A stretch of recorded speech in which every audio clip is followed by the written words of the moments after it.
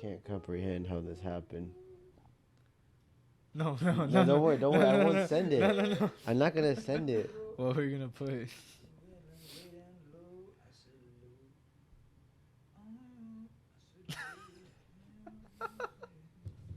This is screen time 33, right? I think so.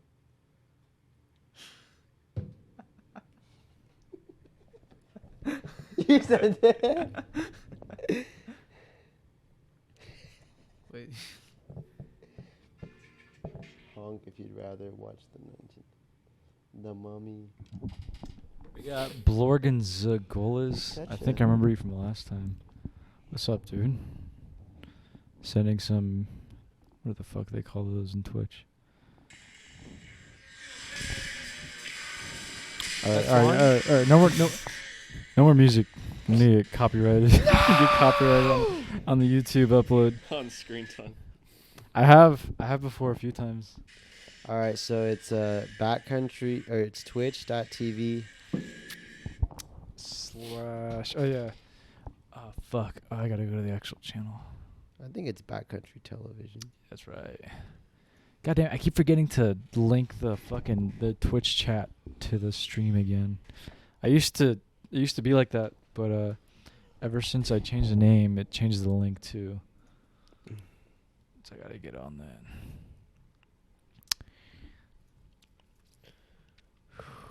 Screen Tongue 33. Oh dang, 3-3. Triple. Norbert. Elijah Fox. Do you think having your last name be Fox has changed the way you look at the world? Most definitely. Do you think it makes it more artistic? No. I mean, he's Fox on Instagram. Yeah. Really, Fox? I'm just what my last name is. You fuck. Yeah, I guess so. Hold on. I guess so. He said it so mischievously though. He fucks while he drunk. The only time. You heard it here. Oh, but if you get drunk and you start like trying to fondle us, I'm not gonna have that. Pick a song. Why do I get drunk to do that? We were at Speedy Mart, and I was talking to Elwood about my life, and then like he looked at me, and he looked down at my crotch, and then he looked at me again.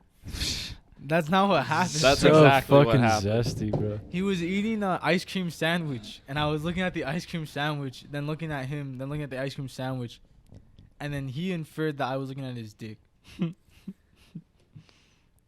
It's all around pretty fruity. I'm okay with that version. Okay. I'm okay with that version of the story. I've already drank a beer though, so now I'm intoxicated and my story is like invalid. So anything like I say right now is like reprehensible of like any like. How you feel about Nirvana? Oh fuck! She just bonded. Let's see.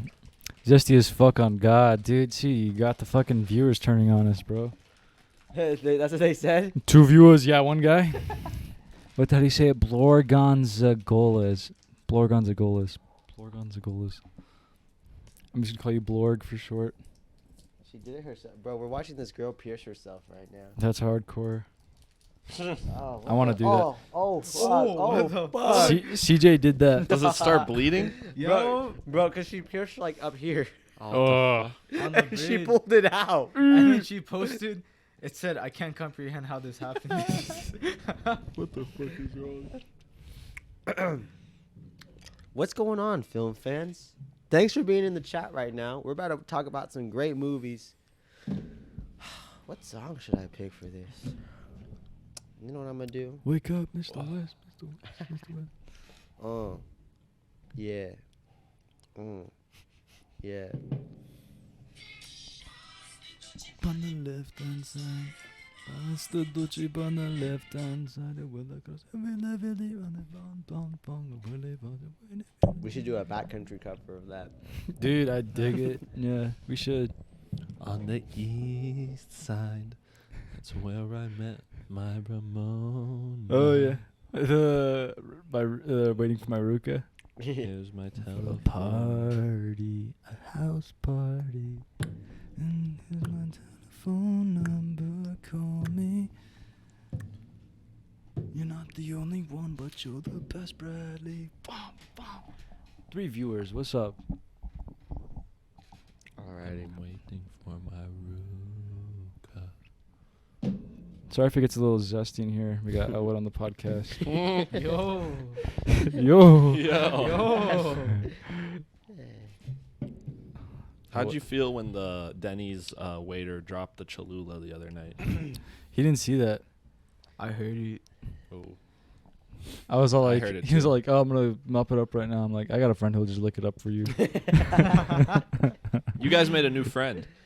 Nah, fuck that guy. So that guy. Wait, really? So that waiter? Yeah. So he's like, he's kind of cool. Like the first 2 times we talked to him, and he kept talking and like sharing more and more and more.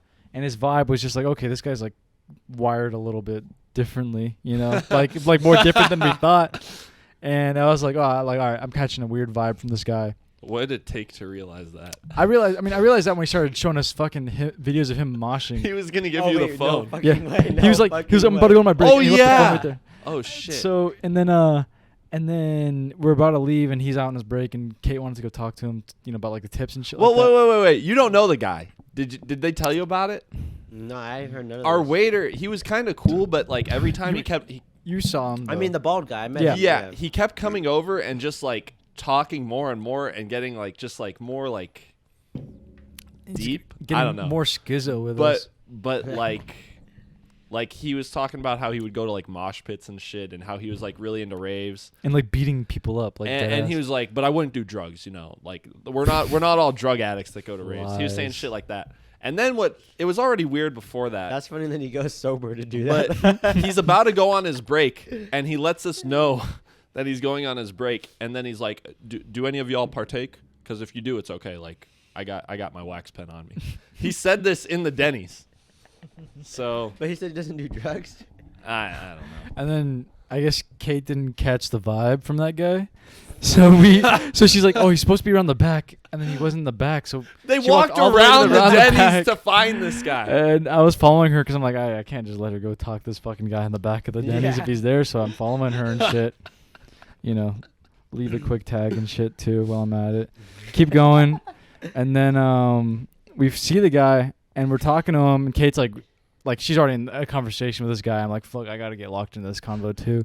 Then Elijah, Elwood, and Jalen, they come around the back too because they followed us.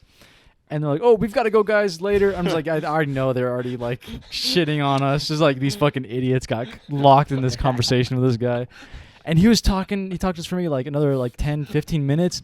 And he straight up told us that he fucking he hit, because he was talking to us about like DoorDash and shit. He hit a 6-year-old with his car. Bro. He said that the 6-year-old kid ran out in the middle of the street and he fucking hit him, and he had to pick him up and bring him inside the house and call like an ambulance and shit. It's like, bro, like TMI, dude. Fuck this. Did you guys like? Apparently Jalen gave him $5. He probably doesn't deserve it. So, Oh wait, so Jar Jar hells Binks no. is in the chat? She's here, yeah. How'd you get out of the conversation? We let him run his course with us. We let him have his way conversationally. And then we're like, we got to go. And he's like, oh, yeah, okay, sorry for my lectures, blah, blah, blah, blah. We fucking got way the fuck out of there. He did seem like he kind of like wanted to guilt trip you into listening to him. A little bit. By the end of it, Kate definitely caught the vibe. And she was like, as we were walking away, she was like looking over her shoulder, making sure he wasn't like following and shit. It was like, even he wasn't going to do that, but it was still just like, A little bizarre. yeah, no, that guy was fucking weird. He'd be cool for like a short film, like Julian Donkey Boy type vibes. Honestly, like, I wish we could just like give him like a GoPro or something, and Dude, then that'd just be like kinda see what he does, you know? Yeah. It's like watching one of those like cat videos. They put the GoPro on their cat's collar and it's like, what does he do? What are these? What kind of car do you think he drives? Oh, we saw it. It was a pretty like, it was like normal just, car. It was just a Chevy. Yeah, it was just like a basic commuter car. I was like, all right. Mm. But he wanted us to hit his wax pen. We're like, no. What was his name? I already forgot. Elwood's just scrolling through his story right now while you were telling your story, Norby. You're lost in the matrix. I was posting it. Oh, okay, thank you. You gotta keep your phone open until it uploads. Uploads, yeah. I did. It uploaded. I didn't get no notification, so you didn't Yeah. tag any of us in the room. Dude, you're a fucking fool, bro. You didn't tag any of us. You're a jester. This mean you got you got to hit the blunt as punishment. Court jester. I can't go get high right now. I would. You haven't been on a podcast until you've been stoned on a podcast. That's crazy. Yeah, it is crazy. You gotta try it. You're gonna sound like a fucking idiot. Zest fest. Zest. Maybe it's good that you didn't tag any of us. Is that what he said? He wrote Zest Fest On the link? Bruh. Dude. What are you trying to do? Bro, imagine how many people are gonna click on it. Bro, I would click on it. If I saw Elwood posted that. He said we blunting out here. If I would post that, yeah. Zest Fest, bro. I would suck in some cock. Jalen. Avert your I don't know how eyes. to tell you this. Let's run a train on Elwood. Pause. Pause. Yo. Can we Eiffel Tower you, Elwood? Oh.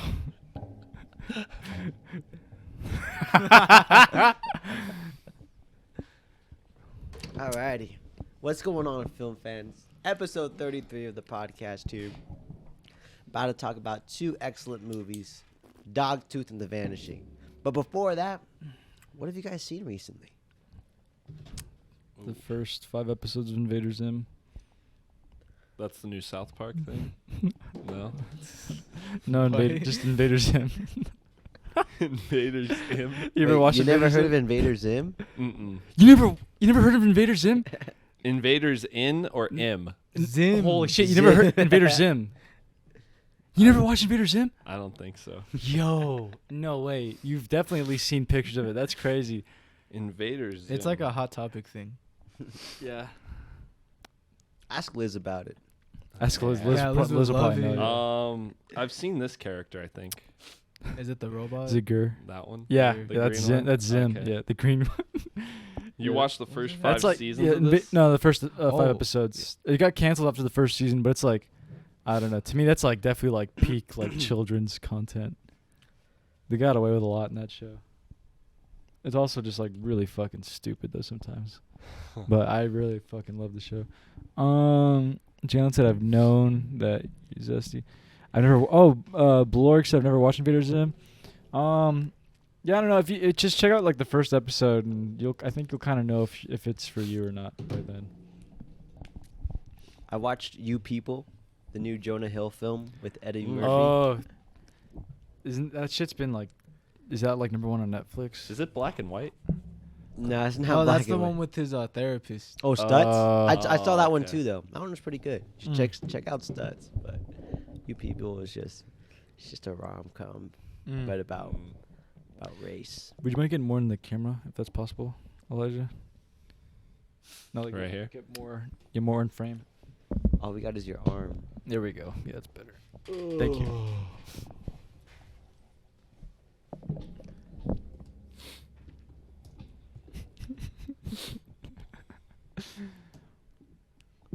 There we go. That's good. Thank you. I watched. But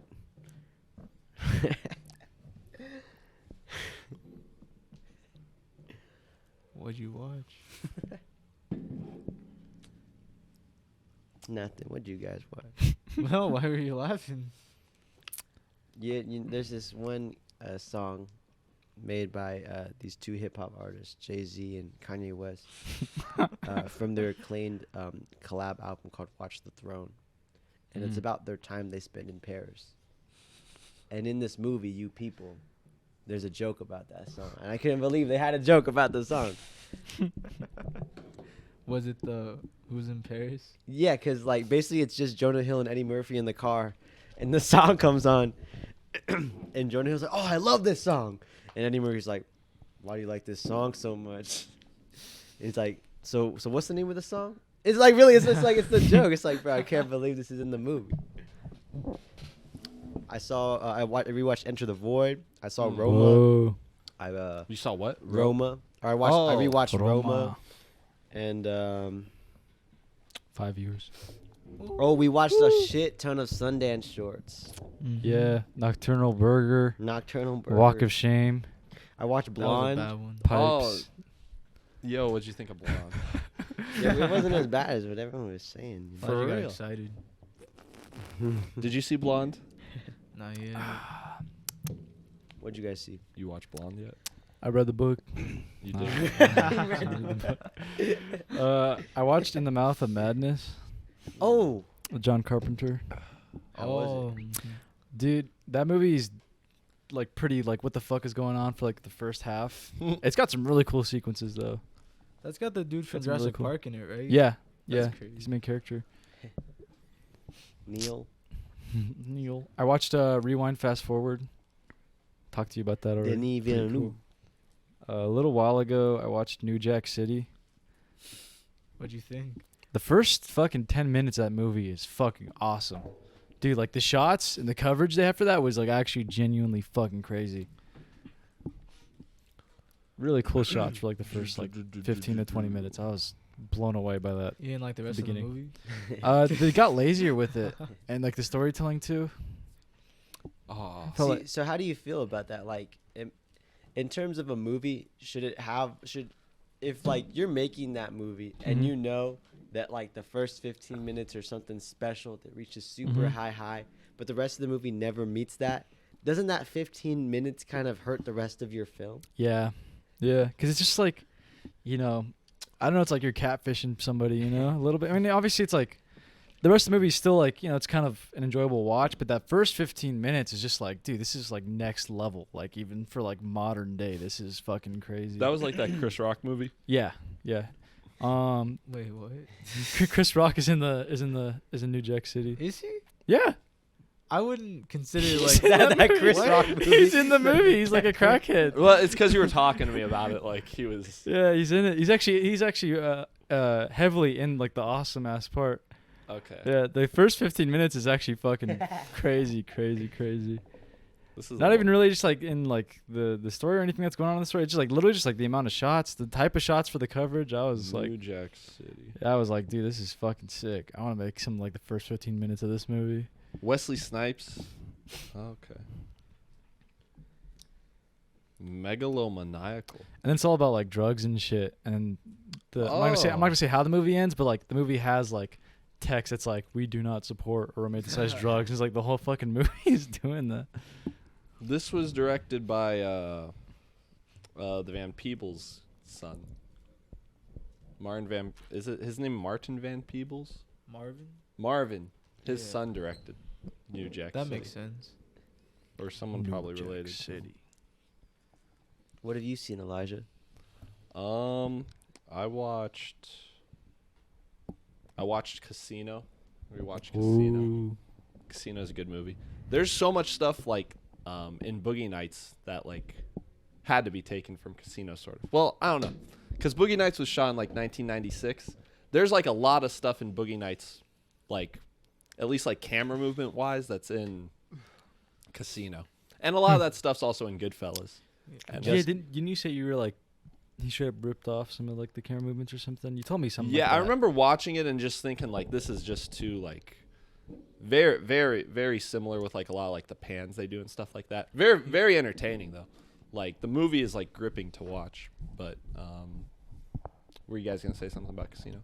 Oh, Justice told me that he likes Casino more than Goodfellas. Whoa. Hannah told Or- me that as well. I saw this Tarantino interview actually recently where he talks about he was on the set of Casino, and one of the actors in there, I guess Tarantino worked with them, and the guy was like kind of old and drunk, and when Tarantino came on set, he's like, "Oh, thank God," because he used to talk about Scorsese. This guy doesn't know what the fuck he's doing. Now there's a real director here to do it, and Tarantino was all, oh my goodness, because it was his first time meeting Oh my meeting God. Scorsese and all that, because he's Dude. trying to get Robert De Niro for Jackie Brown. Oh wow, that's pretty cool. There's definitely like a lot of cool stuff with like the Vegas, because they shot it in Vegas and they like shut Mhm. down the casinos. and- Simultaneously as Showgirls, they were filming at the same time. That's crazy. I nuts. want to see Showgirls. You haven't seen it? I haven't seen Showgirls. We gotta- I've seen one of the scenes from Showgirls. Which one? We know. We Um, know. Yeah. We got to do a Paul Verhoeven episode or something. He's got an interesting That'd be- filmography. We gotta do movies that were shot at the same place. So we gotta do like Showgirls and Casino, and then we gotta do like No Country for Old Men and There Will Be Blood together. What else? That's it. That's all I know. What else did you watch? Casino was good. I watched Fantasia. I watched Fantasia again. That was cool. Did you watch it in Film 110? Yeah. Really? That was They show fun. that movie in Film 110? They still show it in film. What the 110. fuck? Not the one Um, I took. that's a really cool movie though. Really good music. It's crazy like how long it had to have taken to. You sent like a thing to the group chat one time. I The think. background animation. Yeah, and it's crazy like how long Oh, it would yeah. have taken them to do that. Yeah, super cool though. But I watched that. I watched Woodstock '99. The Netflix one. the Netflix one. I yeah. watched the Netflix one. Yeah. I watched the HBO one. Yeah, I watched Peace, Love, and Rage. Okay. Okay. A Woodstock '99 story. The Netflix one I think is called Trainwreck. That was an interesting. Event. I watched the first episode of Black Mirror, where Oh my Pig God. one. the pig, the pig. Are you gonna keep watching Black Mirror? Jalen likes Black Mirror. I think it. You should watch Striking Vipers. Striking Vipers. Yeah. No. Watch it with Elwood. Watch it with Elwood. No! You should get really drunk, and Elwood should get drunk too, and you should watch Striking Vipers and then play tanks You together. should watch, Yeah. you should watch Striking Vipers with Ben Giles. Dude, that's probably would be his favorite episode. Be like, I really connected to this one. That sounds like a zest fest. Dude, you have no idea. And then I watched Easy Rider. I rewatched There you Easy go. Rider. Dude. And then Sorry. No. Dude. So you know Will Bro, Smith is in These Striking. mics are too Will, loud, Will, bro. Will Smith is in the Striking Vipers episode, right? Wait, what? No, he's not. Who is it? Bro, that's just a black dude. No, I swear Will to Smith is God, not it was in Will that Smith. movie. No. That's not Will Smith, bro. That's fucked. All right, my bad. This is not Will Smith. No, it's the dude who plays Black Manta and the Falcon. Dang. Oh. That's fucked. I was gonna say, I was thinking, because I was, fuck, I forget how I came He across does this. kind of look like Will Smith, though. Not really. With the facial hair, yeah. You thought this dude was Will Smith? I haven't seen the episode in Oh years. my I haven't God. seen it in years. Wait, so let's see, I remember it let's was Will Smith. But I was gonna say about Will Smith. Did you guys know he kisses Jaden Smith in the fucking mouth? Makes Like, you sense. mean on the lips? Like on the lips, like since That's he was not a the same kid. thing as in the mouth, bro. You made I said it on the. sound I like- said on the No, mouth. you said in the mouth. I said on the mouth. You said in. Rewind the tape back. Or you can look at it later. Why are you trying to dodge the fact that I said that he kisses his own son on the lips? That's normal, right? What the fuck are you talking about? That wish it kisses his dad on the daily. Dad, give me a kiss. Dad, let me Come kiss here, you. come here. Let me give you a kiss. He slips out with the tongue. Bro. But no, like he's like straight up. There's like recordings of like Will Smith like grabbing Jaden by the head and like leaning in to kiss him. He on just the loves face. his son so much. Oh, You know, no, I think he's You know the trying guy to know, from dude. That's So Raven, Orlando, like the Yeah. the best friend dude. He was going viral a couple years ago because he kept on saying that Will Smith raped him. Dude, probably. Dude, Will Smith's fucking weirdo. I don't know. Let's see. That's not my Hancock. Zest Fest or not drunk tanks sound like a blast. Drunk tanks would be fun. Anthony Mackie and Norby Exposed. Bro. And then I watched scenes from The Wolf of Wall Street for the uppy thing, kind of. We just look it up on YouTube. Nah, I have the DVD. Yuppie Oh, scenes. Yuppie dude, I was scenes talking are to Anthony about, and Elwood about this briefly. Guess who interviewed David Lynch in 2005? Kanye, Nah, better. So actually, kind of close. Francisco. Nah, fun. further. Oh, Dude, damn. Alex Jones. I thought it was that one. Oh wow, Yeah, that's pretty good. he's just. What'd he talking ask about him? 9/11. What'd David Lynch say? He was all like, "Fuck, what was it?" He was all like, I definitely have some questions. But the real work is inner work. You know, world peace, peace and unity and love. That's what this is all about. Real meditation. Alex Jones like, yeah, I do that. I do a lot of thinking. He's like, no, Alex, I do a lot of real, thinking. real meditation. It's a good interview. I need to watch that. I need to be enlightened. What do you see, Elwood? All the Sundance shorts. Not all of them, but a lot of them. Nocturnal Burger.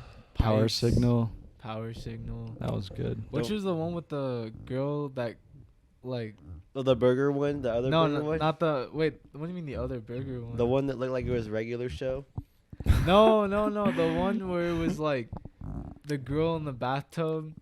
Oh, Flesh. Flesh. Yeah, I saw that You missed one. this one about this girl who had to battle her, like, inner demon so that she could masturbate in the tub. But it was so weird because, like, she had a journal that she says, like, came 3 times. Yeah. Cried twice. Yeah, she had a nut log. But We watched this one called The Walk of Shame. that one was really bad.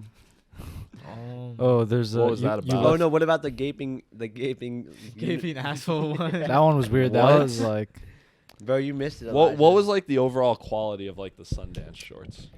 the I mean, it was literally the spectrum. You got some Like, that are actually- like genuinely like superb, to like it look like a random YouTube video. yeah, that one, the gaping asshole one was definitely. There was a great anime. There was 2 great animated ones. One that was just like genuinely just super cool. It's called the Fur. Mhm. Fur was my favorite of that we Fur saw the was whole great. thing.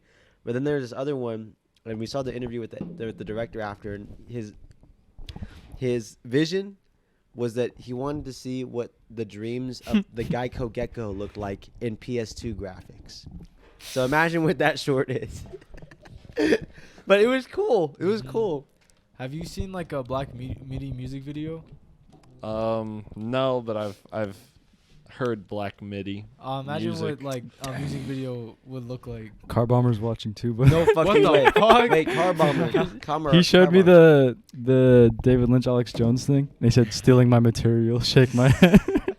Is there a way to like a virtual guest? I could get him on the Discord. Car Bomber. Get him on should Discord Jump call. on Discord. Do you want to be on the episode, Car Bomber? Dude, that'd be funny. Cameras on. I need to grab Camera's my on. I need to grab my charger real fast from my phone from my car. Wait. Yeah. You got it from your car, though. I saw you. Did I bring it in here? Car Bomber. I monkeys. swear, I saw you. felt Like, like I brought it in. I don't know where you. He said, put it. "Yeah, I can hop on. Give me a sec." Oh. You get Car Bomber as a surprise What's the word? guest. I watched Roma. I watched Knock at the Cabin, the new M. Night Shyamalan movie. I saw a movie called Chasing Papi. Chasing Poppy. I saw a Chasing movie- Papi. Wait, I think I've seen that movie too. Is it the one with this one? Oh no, is that? No, I watched this other one that was about It's called Papi Chulo actually. Oh, nah, different movie. Papi Chulo is about this he's like a writer. He works in advertising and he gets out of this relationship. He's gay, and he hires this Mexican guy. At the Home Depot they're just chilling there waiting for work. Yeah. To like do work for him, and they become good friends. That's what the movie's about. And then I saw a movie called Delirious with Steve Buscemi. Delirious. He's like a paparazzi guy, and the dude that plays Kurt Cobain in Last Days is in it. What does he play? He plays That like a one? struggling like actor. Like basically, he's like a homeless guy that comes Mhm. to New York to become like an actor, and then he meets Steve Buscemi and becomes like his assistant. And but then like he falls in love with like a Britney Spears like type of character. And then I don't know what happens, but like basically he just gets like found like by like a casting agent, and then he becomes like a mega star overnight. And then Shit. Steve Buscemi's really upset because he didn't take him with him. And that's the movie. Oh, and then Steve Buscemi plans to like he makes a gun out of a camera, and he plans to shoot like Kurt Cobain in the face. He makes a gun out of a camera. Yeah, like he like puts a bullet in it and everything like that. What movie was that? Delirious. Do you recommend it, or is it No, kind of it's it's a not waste of my good. time? No, I like literally. You and asked Jalen. I called her. I said it felt like a waste of my time. How many movies do you watch that you think would be a waste of my time? Like out of like 100 Or just like percentage? Yeah, percentage wise, like yeah. probably like I don't know, like 45%. Holy shit. Like, I feel like in general it's probably a waste of time for most people, but I had a nice time. So you're a serial time waster. 45% of the time. Yeah. What do you do? What do you do? Work. No, but I you only just- work 3 days out of the week. Yeah, What do you yeah. do? What do you do the rest of the 4 days? Eddie. That's like being like a pedophile and saying like only 45% of the time I fuck kids. What? What? That's not the same thing. Happiness We're- vibes. I just edit. I write. He's I'm a here. filmmaker. I'm filmmaker. film. He's film. That's it though. Literally made a film. Literally. Someone's. I remember one time my friend said I was made of like celluloid, Yeah. and I asked her like, "Oh, like, cause I'm film," and she said, "No, cause you're flimsy." What are like the 3 layers of a film again? What is it? I forget what it is. There's a nitrate layer. Yeah. There's a layer of silver. And And the silver's like the particles, right? yeah, there's like in it? silver Yeah. particle dust. Maybe it's plastic. Something like that. Is like or I like forget. whatever the actual material is like. I think it's plastic. I remember they ran through it in our production class. I totally forgot. Can you toss me that lighter? Lighter? Just do it with your hands. Here, I got a lighter right here. Do Do it with your Wait. teeth, dude. Johnny can Yeah, open this I'll- with his teeth. Actually, don't do that. it with like your toe or something. Like something cool. That'd be hard. Do it with your dick. Do it with your foreskin. Do you think if I drop? Do you think if I dropped it like It would glass break. What the fuck are you talking about? If you drop the glass bottle, will it break into a million little pieces? I think it Do might. you have like nice concrete? Maybe I have nice. Yeah, I have There we go. a bouncy concrete. You know Kanye's nice at ping pong. Would you mind He's nice. getting me a bottle? That's and what he opening said. He it for me? tweeted it. Oh, whatever. I'm nice at ping pong. Yeah. Do you ever wonder what celebrities are doing when they tweet something? No. Like that. Like, what do you think Kanye was doing when he tweeted like, "I'm good at ping," or no, He "I'm said- nice at ping Yeah, he pong." said he said I'm nice at ping pong. I feel like he was just playing ping pong, and like he probably had an important meeting at Adidas, and he said, "Hold on." And he did. All right. So is Car Bomber hopping on? I don't know, Car Bomber. If you're still watching, He probably he fucking. probably just messaged dipped. He you. said, "Give me a second," and just fucking left. He probably Like, fuck messaged you on that. Discord. Oh shit! You know what? Let me check. Take your DM. Let me check. Where the fuck is my phone? Can you have message requests on Discord? Can you have what? Huh? Say it again. Message requests? Like, can you add somebody? No. You know how you have like the message requests on Instagram? Why you Oh, open up another I think you one? can actually kind of. No, he hasn't said anything. So where should we start? Oh, Blorg, you joined our Yeah, we should probably start. Discord server. Welcome. Talking about the films. Yeah, let's get started. Yeah, it's already midnight. Which one you guys want to start with? Kanye, Dank, Beastman, Emperor, Which one Rapping did you King, guys for sure. watch? I watched Dogtooth Vanishing. What'd you guys do? Dog. Thank you so much. I watched Vanishing Dogtooth. I watched Dogtooth and Vanishing, Wait, so we all did Dogtooth Vanishing? except for Elwood. I did Vanishing Dogtooth. Because it was your pick. It was a Vanishing. You did. Cause your pick I had first. it physically. No, it was more like it was your pick. Shut the fuck. You're not telling the truth. Okay, I'm microwave. I wasn't done with it, but I guess so. No, Yeah, I go think ahead. Car Bomber just left. He was like, give me a sec. Fuck this. Oh, Alright, your so let's boyfriend go. left. Let's go. What do you guys want to do first? All right. Cool Well, to do you talk guys about. anything? What do you guys? What's on your mind about the films? Where can we start? All I can think about is you watching the last 10 minutes of The Vanishing on your fucking telephone. All right. Let's You start watched the there. end Didn't of start the Van- Vanishing. No, I did. Oh. On the way to In-N-Out, actually, I finished it. Mm-hmm. Oh shit. So it worked out. Honestly, I was like kind of like surprised by the Vanishing. Viewers, let's go. I think like I enjoyed The Vanishing more than I enjoyed Dogtooth, but like I like Dogtooth more as a movie. But The Vanishing was like very.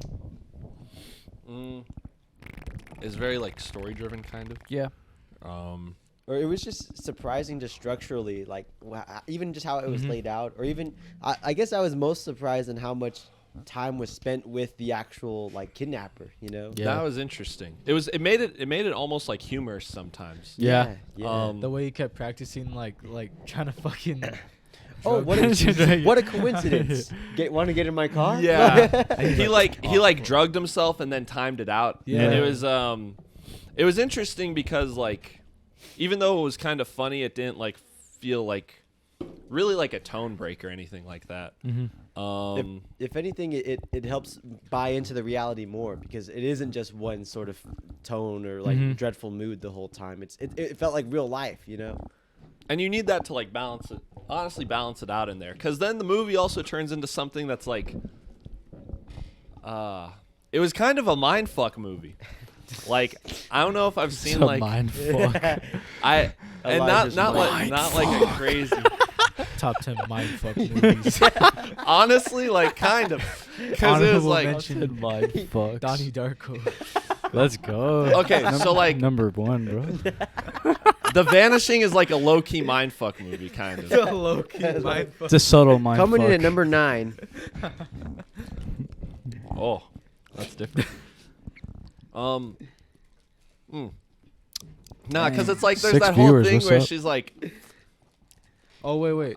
If you're here for the what'd you put as the link? The Zest Fest. Zest Fest. You missed it already. Somebody's got to make Welcome to the Zest this a Fest. true Zest Fest. Welcome Who's to gonna- the Zest Fest. 7 viewers here for the Zest Fest. oh, Somebody whip out a cock. Put a fist in the chat if you're here for the Zest Fest. you ever just get like just like an itching feeling in the middle of your ear? I just had one. It was crazy. I just itch it at that point, man. No, yeah. No, that's what I just did. But it was like the cockroach in my brain, like starting to wiggle around for a If second. you're here for Black But- History Month, put a black fist up. Elwood's Whoa. black. Oh, it is black. There's a video where he says he's black. Yeah. Like And you claimed your like self, No, and then I said I wasn't. and then he did that. No, the thing that makes it, I don't know. Like, okay, there's that part at the beginning, the part where like he leaves her to get the gas. I don't know. I just remember thinking like this is like where she's gonna like vanish, and it actually like kind of got me. And then you like that part doesn't happen. She obviously like goes back into the car, and then I forget when exactly she says the whole thing about the golden egg. But I remember kind of hearing that part. She says it in the tunnel. She says it in the tunnel like before they run out of the gas. Yeah, before they run out of gas, Okay. she's talking about it, and then like that's when she sees like the 2 like headlights like coming towards them. And she's like, In The hindsight, it's like structured really well to give the viewer like a payoff, because I was anticipating. I just remember feeling like, oh shit, like this could be something that like would happen, you know, like Yeah. you get fought. I don't know. The person's not in the car when you come back. You see him at the end, and then like when you see them at the end though, like the 2 actors too had like a pretty good connection. You know, it feels like they're like a couple. And like it feels like once they get like reunited, what like the they're fuck? Oh, Anton's watching. yo, what's up, Anton? Bro, What's he's his- here for the Zest Fest. Carl the Armour says Zest he's ready Fest. to. Oh, he's no ready to fucking call. way. You guys want to call? Yes. But only see. for like Wait, a minute. but Only for like, a minute? put the camera on. His camera? Yeah. All right, let's see if I could. I want to bring this over here real quick, so the viewers can see. This is the latest things that Carl Armour and I've talked about. Guys, we're gonna talk to a guy named Car Bomber. His name is Garrett. Oh, okay. He's of Not Car Italian Barber. descent. Now it's Garrett. Can I? Wait, I don't know. I don't know if we should have said that live though. Oh, I don't think. sorry for doxing you, Car Ah, I Bomber. don't think he Fuck. cares. Hello. Hello. I can't hear you. Hold on. Oh. Can you hear it? Can you hear me? Hold on. I think I need to turn her down. Wait. Okay. Here. Say more. Wait, can you hear all of us? Yeah, he should be able to. That was such a good tone. That was just. Did that turn you down too much? Okay, hold on. Okay. Hold on. Oh. Oh, my bad. I got turned down. Let's try 70. Okay, hold on. Is that better? You guys like that? I think that's good. Okay, could you hear me? Yeah. Okay, hold on. We're holding on. We held on. Holding. Okay, no, we're good.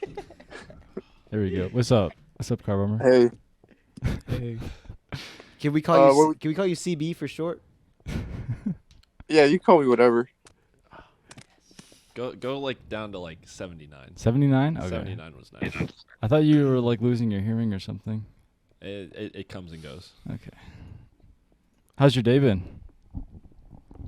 It's been busy. I've been back to Did you? a lot of work, but I was working on some of our stuff earlier, so Okay, for sure.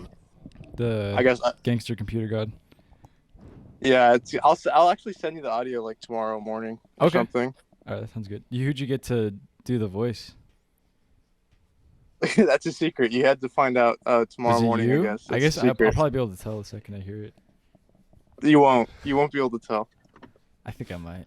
We'll see. You think I did it? I'm not that good.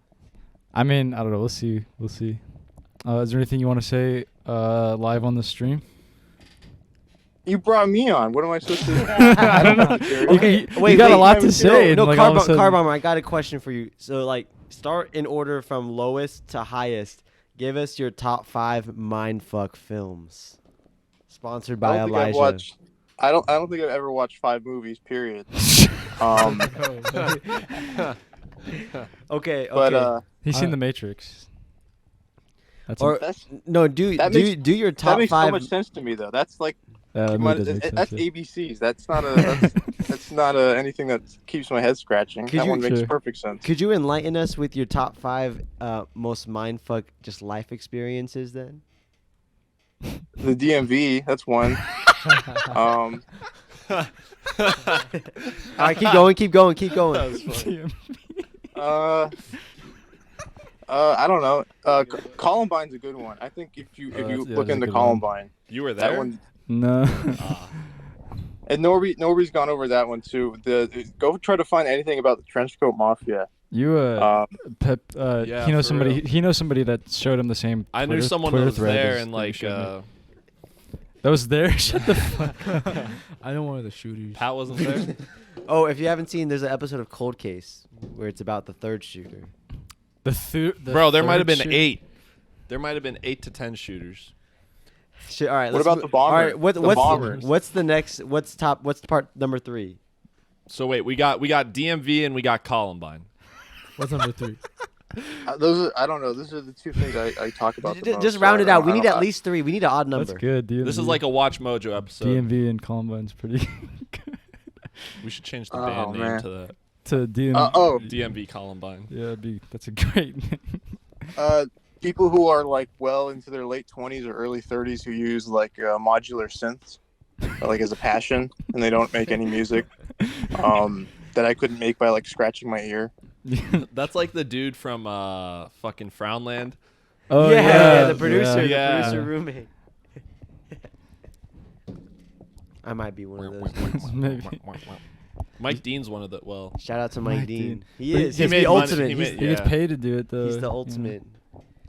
All right. Well, thank you, Car Bomber, for you ever heard of these movies called The Vanishing or Dogtooth? Coincidentally, I know about 3 people who are males who are into their late 20s or early 30s who would have revolved their early life around that movie, Dogtooth. So Oh, yeah. I don't know anything about it hardly. Other than that, I am ideologically opposed to it in probably every regard. Just on that fact alone. Oh, dang. What kind of people are they? The losers, I guess. I mean, people who would enjoy Dark Souls. That's the same, and I don't want to even get into that. I can actually.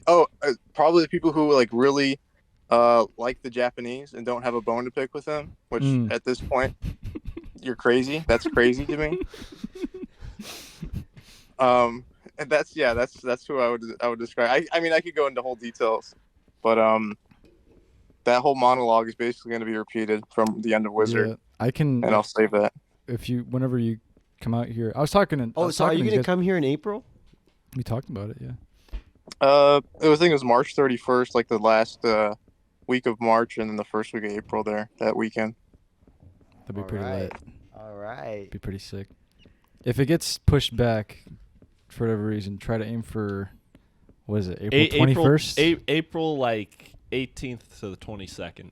Yeah. Like 20th to 22nd. That'd be another around good there. time too. That's when we have the film festival. Yeah, totally. Yeah. And I told these guys that I told you about Axel Knight. Remember that guy? Oh, I was thinking because for deathgrips.com, I was wondering if there's just someone's phone number we should put on there. You gotta put Just Axel like- Knight's phone number. I have a better phone number. Who's Francisco? Yeah. I've put. We have this professor over here who's like a total piece of shit. Who's probably like, I don't know what he's done to our students, but. Did he touch them? No, he's just everybody doesn't like him. Nobody likes him. Oh, okay. No, I thought of another movie that I could probably put. It's not a movie; it's a show. What's that? 2007's The Nut Shack.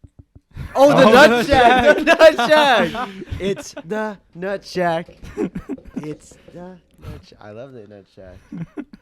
It's the okay. It's Nut just Shack. I never seen the Nut Shack. You don't know the Nut Nah. Shack? Bro. You'd love it. In band, we learned how to play the theme song. We used to play. The Nut Shack. I don't know anything that's more representative of Filipino Americans than that show. It's the first and only animated Filipino American cartoon, and that's really all you need to know about it. Thank you, I'll check it Bomber, out. for the contribution. We got to get back to the Yeah, we do, podcast actually, now, yeah. but we appreciate you just taking your No, time. absolutely. So are we gonna Wait, Car Bomber. What? Do you have any like links you can send Norby about Columbine? He can show you the website. That's a good one. Oh the, yeah. There's the another MTV one. website. Okay.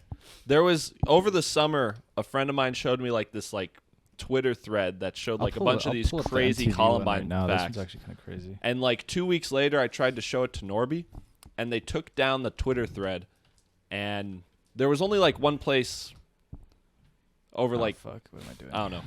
It was hard to find it afterwards. We found it on like some website, but it was weird. Yeah, no, I had sent Norby. I think it was another Twitter thread or something, but this was after Elon Musk took over Twitter, so I don't think it was gone, and I think he archived it, but that would have been like 4 or 5 months ago. Yeah. But I remember that website was part of it. Okay. Look. If you go to mtv.com, or if you go to Google and type in MTV Columbine, like the third result is an article that is dated. I got it on the stream right here. Yeah, So it's 1 dated month before March, the shooting March took place. 31st, 1999. What the fuck? Columbine students debunk goth ties to shooters as community moves on. And then if you scroll to the bottom and you click on this link. Wait, so MTV used to have news articles? I guess so, yeah. We Bro. still have So, news like, articles. So here it says you can find out more by checking out MTV's site at www.fightforyourrights.mtv.com. If you click on the link, it goes to this website, which is actually not loading. Oh, no. I could tell you what it is. We'll do it. We You got paint a here. picture, I look paint at a this. picture. Jewish American Heritage Month. Wait, what the Isn't that fuck? fucking crazy? Wait. Like, what the fuck? So the MTV has this a whole month, not a whole month, but close to a month before the shooting even happened. Wait, And it's just Wait, weird. what's It's a wait, weird what's the fucking- article? wait, hold on. It says a month before it happened? March 31st. So Like Columbine happened April 20th, 1999. This one says March 31st, 1999. And then at the Wait. bottom it has a link to Jewish Heritage Month. So I don't know if somebody like trolled the fuck out of it or I what don't does it even say know. anything interesting in the article? Not really. It's kind of just stupid news stuff that you could. They probably read really anywhere. didn't get into a goth. It's supposed to be about how Columbine students Instead of a debunk fist? goth ties to shooters. You gotta do the star. I gotta figure it out with the star. Sobbing shell shock survivors of Tuesday's Oh, we gotta get back to Tuesday's we gotta get back to the massacre movies. at Columbine High School in Littleton, Colorado continue to Wait. grieve for the dead. Wait. Why does it say that if it's from March You gotta say it in the 31st? mic. Exactly. That's why it's weird. Wait, what? Yeah. That's got to be a typo or something. But then why do they have a link to Jewish Heritage No, Month? well here's the thing. At first I thought it was like, oh, maybe they meant May or April, but April doesn't have a 31st, and May it wouldn't have been recent enough to say last Tuesday. So I'm assuming someone may the only explanation is someone may have gone back and done some trolling that worked on the back end of the website. That's why it goes to Jewish Heritage Month, but I don't think it's No, wait. What can we do though about this whole thing? What do you mean? What can we do about this? This is how we go viral. This is how Backcountry's gonna get on the page. We're gonna How- debunk the Yeah, debunk. somebody- How does clip this. MTV have this like on their like website? I Because don't know. It's kind of amazing they haven't changed this or. that's acknowledging that like it happened. Yeah. Oh shit, that's weird. Yeah. yeah. There's also other articles from like the same week, also on MTV. So this wouldn't have been those articles. Yeah. Just staying ready, bro. Just chill. So does this mean like Columbine happened before and we didn't know and like we all got No. like glitched out in the Matrix? But it's just fucking weird. Glitched out. Oh, on the Matrix. Norbert, you want to go into the Matrix? I think. Well, that's because like there was like a kid in the trench coat mafia who like looked just like Morpheus, right? Yeah. Yeah. It was supposed to be. Yeah, no one's found him. He's like a black kid. He's mentioned in a bunch of reports, and it's presumed. I think that he was the one who bombed this like the city like at the same time Columbine was going on, because that's a real thing. Like they did a distraction bombing or something. Have you heard the stuff about how like the medical people like went in there and just like came right back out and it? Do you know what I'm talking about? They left the bodies in there overnight. That's what I heard, Whoa, that's fucked. which they never do. Like they quarantine off everything. They left the bodies in there overnight. But yeah, no, there's a lot of like similarities between like the Matrix, like spooky ones, like between the Matrix and Columbine. And if you go and watch their like high school film project, at which everyone's seen the Hitmen for Hire one, it predates the Matrix, and they're wearing like the trench coats, and they're wearing sunglasses and all that. And then I think they also. I had to go back and see, but they use similar weaponry. Yeah, they used the elevator the scene. Tech 9. Yeah. Yeah. And then also, if you look at this has nothing to do with Columbine, but if you look at Neo, his driver's license in the Matrix, the expiration date is on 9/11. That's like legit too. That's fucking weird. It says like It's it right expires in the September movie. 11th, 2001. It's like really fucking weird. That's crazy that they were filmmakers. Yeah. They were just like us. Yeah. Anthony, let me borrow his Matrix DVD. The to Steelbook watch Blu-ray. The Steelbook, yeah, to watch the behind the scenes. It's Do they say Super anything about? interesting. Are there any like Columbine interviews with the Wachowskis? I don't think so. I don't That think could be so. us. We could get them on here. Let's do it. I Do it. think you guys gotta watch. You guys haven't seen Matrix Resurrections. You gotta watch Matrix Resurrections. Okay. Yeah, I've been wanting ever since you talked to us about it. I really wanted to check it out. Just haven't gotten around to it. We'll get there. But first, We gotta The get back, yeah. Vanishing. Okay. All right, it was good talking to you, Car Bomber. All right, yeah, I guess It's good having you on. See you guys. Take it easy. Bye. Elijah, you gotta What a stop tr- with what the a treat. Columbine shit. Why? What are they saying in the chat right now? What are they saying? Yeah, It's let's just really check every up- time let's I check up on talk the to you, it's chat. always about Columbine. Bro, when was the last time I talked about Columbine? All right. Bro, last time I had Uh, nightmares. let me catch up on the chat real quick, and then let's get back to the Vanishing. Okay, so Anton said, Elwood esta una puta. You a bitch. Anton said, I'm zesty as fuck. Whoa. Oh wait, Anton, I heard that you used to cross your legs like until it was painful. Can you elaborate on that for us, Anton? There's nothing wrong. I cross my legs sometimes too. Then Blorg said, all caps, way too dank, my ears wokage, way too dank wokage. He said, DMV is a shithole, bro. And then Jalen has just like How are you supposed to eat one this? eyebrow up with the other one Just down. like- face. This is spiky. Anton said, "Oh, Eat it. Anton said I I like- must leave. Good night, gentlemen. Top 5 Oh. mind fucks. Our last year at Marienbad, Mishima, Mirror, Sisters and House. Who said that? Oh. Anton. Yo, shout out. And Ed. then Jalen said, "Is Mirror? this allowed to be discussed on Twitch?" Lamau, yeah. Blork said, "Jalen, Twitch probably wouldn't care until maybe y'all blow up. Enjoy the freedom while it lasts. I feel you, yeah." And then Jalen said, "Y'all, you guys gotta stop Lamau. This is some white people activity." And Blork said, "Jesus fuck." And Blork said, "Yeah, 10 out of 10 content, Car Bomber." Yeah, he's got the hookups with conspiracy talk. That was fun. I just hate how like turned on you get as soon as someone talks about Columbine. When was the last time though? Like Like- legitimately, tell me. I want you to have an effective memory right now. No, we gotta get into Vanishing. We're behind. So Vanishing. Where were we? Shit. Let's forget where we were. Let's see Wait, where start we over. are. Really quick. It was when your headlight turned Oh my off, God. and I told you that it turned off, and then you made me get out of the car to like check if it was actually broken. And then and I came back in the car, and you're like, "Oh, it is broken." And then it felt like you were just gonna like drive off without me, like leave me like in the mountains with like the trenchcoat mafia and shit. I didn't bring up Columbine though. That was the same night. I wish we all went to Clark. Yeah. I wish I went It would to make so much more Columbine. sense. Clark's different. Mm. But The My Vanishing. question is, why aren't you asking these questions, Elwood? I don't care. It was a bunch of white Elwood's people a that died. spy. Elwood's actually part of the CIA.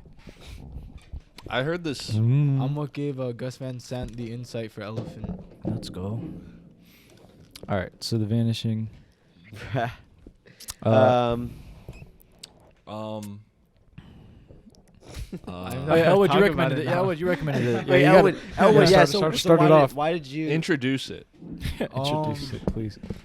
So like you know the Criterion Closet videos, whatever.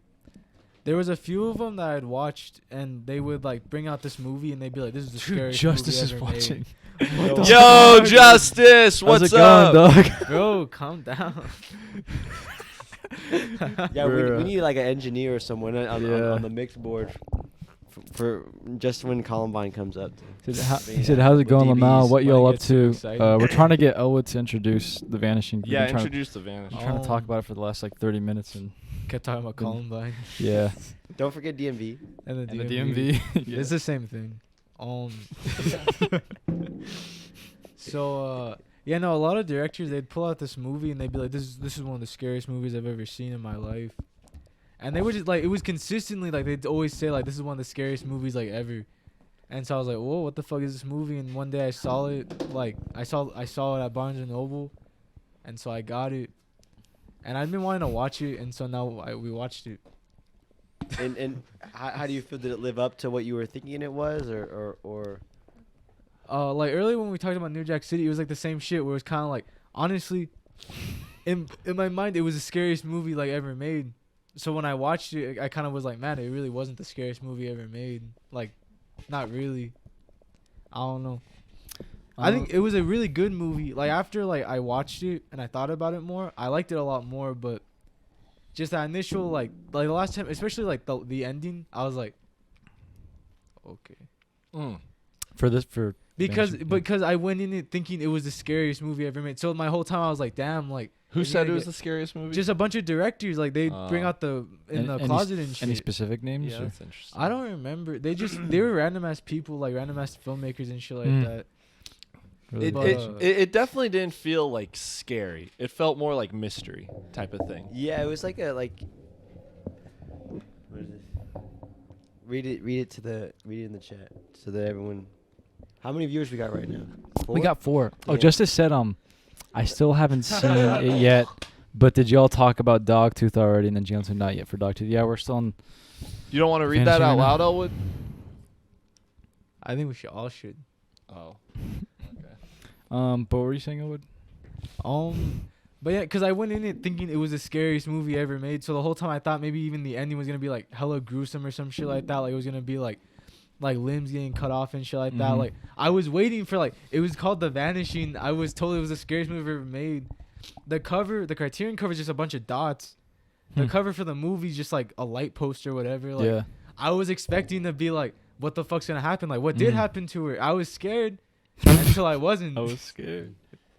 Yeah, I'll say that like the ultimate conclusion of it, I think it like story wise it works, but I guess it doesn't necessarily deliver in maybe a conventional sense. But I feel like up until then, I thoroughly enjoyed, and in a sense, the fact that it did feel like what we were saying before, like it took place in reality, in real life. And if anything, you know, the kidnapper character seemed like the most well realized and well developed character. You know, like he seemed like he had the most to do, and you really got into his process and his mind, which is like. Continue. I didn't even say it. What the heck? I'm just talking about the Vanishing. But I really was impressed too with from a craft perspective. There's a lot of cool camera movements and stuff. And when he's waiting for her at the gas station, very subtle, but there's a couple of dolly zooms in and out along with moving the camera. But like then there'd be just like really smart staging stuff too, where like it would be on the truck and pan around till it gets to him, then it follows him there. Mm-hmm. I guess, in a sense, I do wish it might have leaned into it more, because it doesn't. It does just kind of cut to like 3 years later. He's just obsessed with it. Yeah. But like,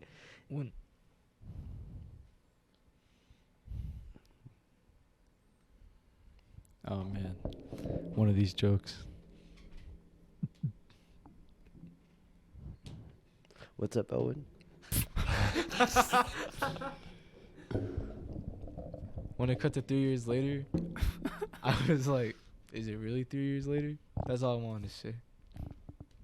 I didn't believe it. The fuck? That was it. Like, when it You're cut to 3 years like later, I hella was old, or like you know, like when it's like a kid is the main character, it's like 3 years later, and it's like you can either use the kid, and he just like acts a little different, or is it just a different actor? No, cause the murder, like the dude looked the same. Like I thought I was like, Yeah, his exact haircut and everything. like, am I being mind fucked? fucking chin beard. But anyway, sorry. Continue. Nah. How did you guys feel about him then, the kidnapper dude? I thought they made him out to be very relatable, like all around. Even though he's like supposed to be a sociopath, he says that he's diagnosed as like a sociopath or some shit. I mean, they even give him they flesh him out the most. Even like they show his backstory and like the suicide thing and like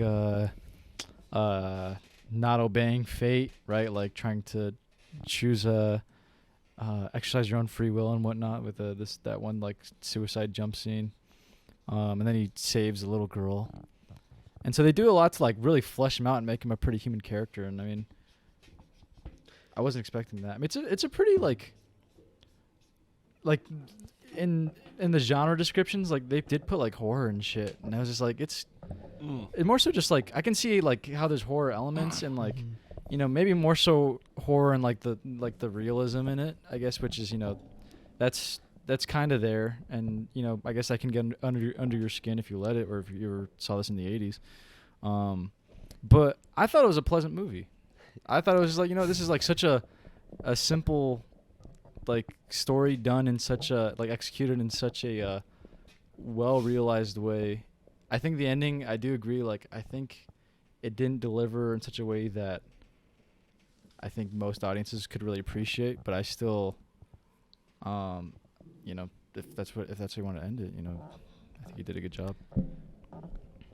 I feel like what was interesting is I almost felt like it was almost like a prequel to like The House That Jack Built or something, because like the way that he described his process, or even when he was talking about the idea of jumping and he didn't feel that feeling again until this point here, it's almost like the ultimate evil and the ultimate good thing, where at a certain point, you know, it's almost like a sport or an itch, right? And eventually it might come again. Who knows? Yeah. I just always think about that one scene, The House That Jack Built, where he talked about his addiction to killing, using the light post metaphor. Yeah. But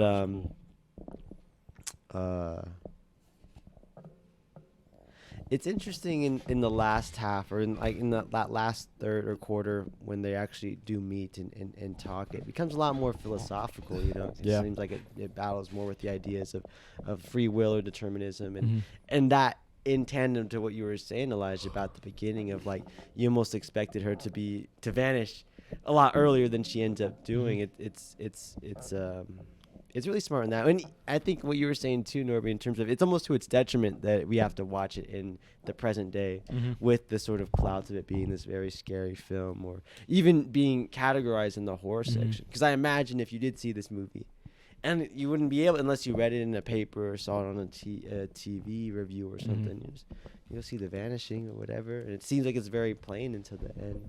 I don't know.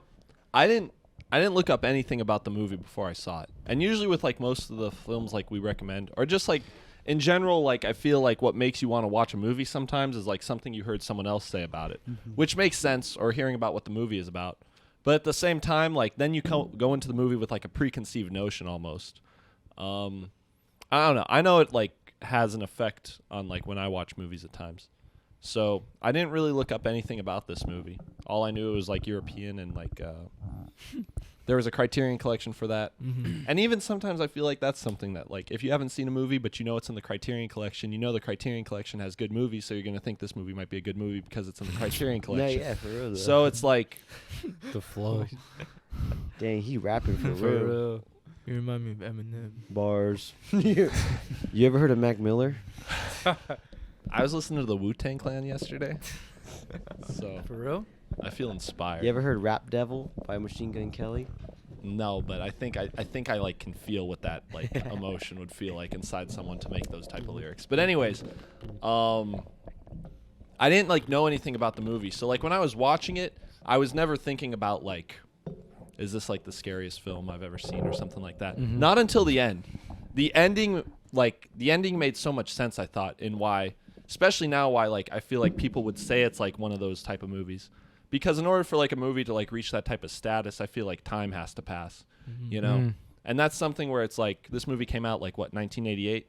So 5 years from then, or just even like with the way like filmmakers were in the 90s, they probably if they saw that movie in like the late 80s and it kind of has that type of reputation about it, over time it has the ability, I feel, to like become like an exponential growth type of thing in the way like people view the movie without having even like necessarily like seen it. the movie. Yeah. Because really what I think makes it that type of movie is like what happens at the ending. And I feel like if I were to watch the movie now, it would feel just like, I feel like rewatching the movie would almost make it feel more like weird or bizarre because I don't know. There was a while ago, maybe like before COVID happened, there was this park my dad and I would go to practice baseball at, and for like 3 weeks, like during the summer, I think 2018, 2019, something like that, there was this really like skinny kid, maybe teenager, but he also could have been like 25. It was hard to tell how old this guy was. He had like kind of like curly hair, black curly hair, and like glasses, and he would just walk all around the park, and it kind of didn't really look like he knew what he was doing. And sometimes he'd come up to my dad and I, and he would ask us like if he could like help us like shag the balls and put them away and stuff like that. And he was pretty like, there was something weird about him, but he was chill, so we were like kind of cool with it. And it was just like, but it was bizarre sometimes because we'd hit in like the batting cage and he would just stand there and watch. And just like the way he watched us was kind of like different, I guess. I don't know. But I remember one time we came there and we saw him. And then we saw him like a week later, and this dude was red. He had like his arm like had gotten like sunburned so bad. And I remember like wondering if like this kid was like not from Las Vegas. It almost like what ran through my head is like, did this kid take like some sort of like Greyhound bus here? And did he get here? Is he like from another place? Did he run away from home or something like that? How old was he? That was the thing, is like it was hard to tell. He could have been 15 and he could have been like 25. He was a very like skinny, short person. He wore glasses, and he just, I don't know. It almost looked like he was afraid of something. So it didn't necessarily seem like he was from Las Vegas. So I remember just thinking for a while, like, if this was like a missing person or something like that. And it kind of gave me an idea that I never really like wrote down or anything, but like, I guess just the interest to make like a film about like a missing person or a story or something like that. And so when I was watching this, that idea kind of like, I thought about it a little bit just because it's about like a missing person. And one thing I always kind of thought with like writing a story like that is I'm not really sure like where you go with it, sort of. Where it's like there's like, in terms of like telling the story, there's like an interest there where there's an interest in like, you're curious because you don't know where a person went, you know? It's a mystery. Yeah. There's like a very like the mystery is like what intrigues you to it. Yeah. And it's like, how do you like make it mysterious but like find a way to go with it, sort of? Yeah. I guess I always had like a story writing like That's kind of the thing here that makes it like it really forces a different approach, because it's like he's left with no clues. Like, I mean, there's like a little bit, but there's no camera. He fucks up his only clue though. He kicks the Coke can. Yeah, and it's just like, it's like, I feel like the movie, because it's not gonna be like a conventional like mystery where it's like, one clue leads to another. It doesn't do that, because you can't do that. Like, there's nothing you can do. He's just 3 years later still putting up flyers and. But see, that's where it's interesting, because he's been sending him postcards this whole time, just fucking around with him. It's like, so there is I forgot about that actually. like a through line that he can follow that keeps him going, and it's like, in that regard, well, how much has. There's just like a lot of like that's left unsaid.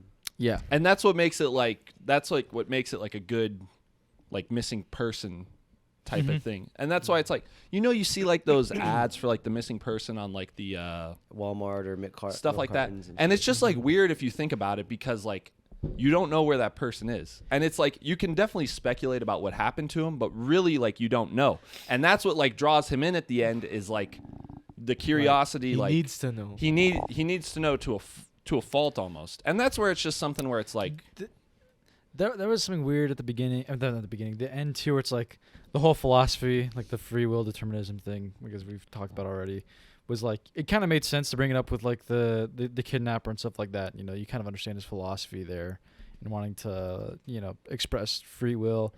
But then like they do that thing with the guy too at the end, where he's all like, I was going to walk away, but then I decided not to, or some shit. Because he said that would be like the regular choice to do. But yeah, and he's like, I'm gonna. He basically tries to act like the way the killer would think about it. Yeah. Well, but which is exactly falling into his trap. That's what. Because essentially, what you're witnessing the killer doing is tying the loose end. You know what I mean? Like that.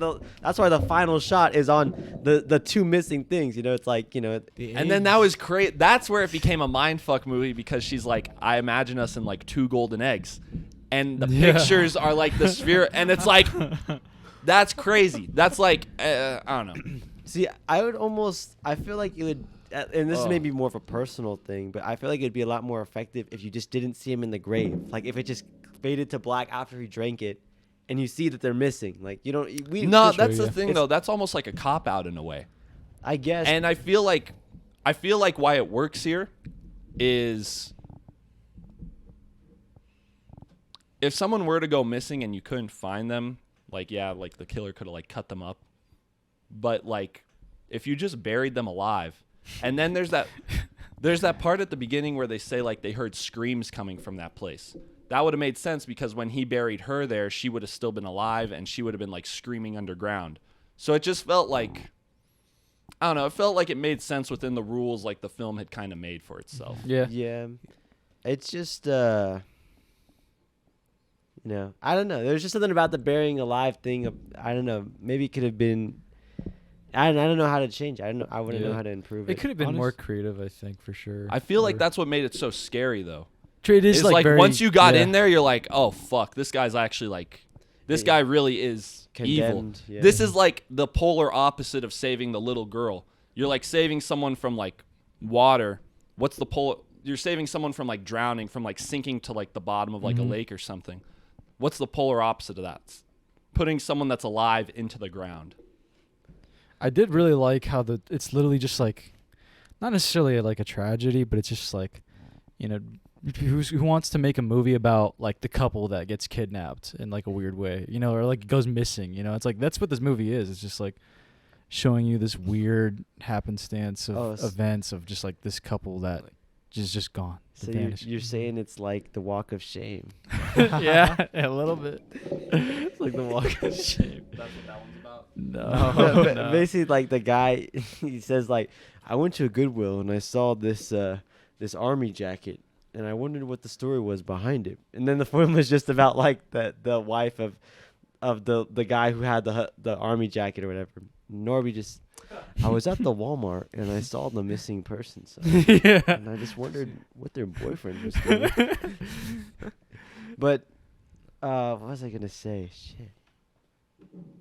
Are there any more of the cans? No more cans. Fuck. We got one. Oh. Let's go. Somebody said something. Blorg I can't said. hear you. Blorg said, "All right, I'm gonna pass out. Keeping up. Keep rocking the. Gonna tune in regularly. All right, I'm sure you're already gone by Yeah. now, but Keep on rocking. thank you very much, Blorg.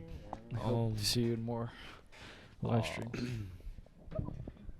Wait, you were saying something? Oh well, I guess it's because like he was talking about like what's the opposite of saving the girl, and he's like, just to let you know, killing isn't what I think the worst thing you could do is. Yeah, it just makes you think, well, what is the worst thing? And you're right. Like I said too, it's like I feel like on paper it works. There was just something about actually, I guess, seeing it and experiencing it. Maybe it was just the way he even interpreted it, and I like it in the sense that he laughs at it. But I don't know. There's something about it just didn't click for me, and I don't know what that is. I kind of feel that. There's also an element to it too, where it's like I wonder if he wanted it to feel that way, or it's just like here's just like. This is Anticlimactic. Yeah, exactly. Like I wonder if he wanted it to be like that because it's just like it's going for that realism sort of aspect where it's like it's trying to portray this like this very realistic situation that happens, and it's like I don't want to say common, but it happens in all the time, and just showing the different perspectives and whatnot. And it's like people think it's an exciting mystery, but it's like when you get down to it, it's somewhat boring. It's. Oh, what were you gonna say? Elwood, you should go. I don't know. The thing is, talking about it and like Elijah explaining it, this does sound like a scary movie. But like Anthony said, like it really is like watching it. I don't know. I think also, cause I feel like talking about it, it does sound really scary. But I feel like watching it, I feel like it was supposed to be more of like a. I was Like a thoroughly dread thing. engaged Mhm. throughout. Yeah. It was fun. If I wasn't, sad. Like- It wasn't a downer. Yeah, like I don't know. It felt more of like a dread thing at the end though. Like it was very like, cause like at the end like he's just like watching the flame go out of like his lighter and shit like that. Like he knows it's over. So I don't know. It's funny how someone just like took that ending scene and like decided to make a feature movie out of it in like the 2010s.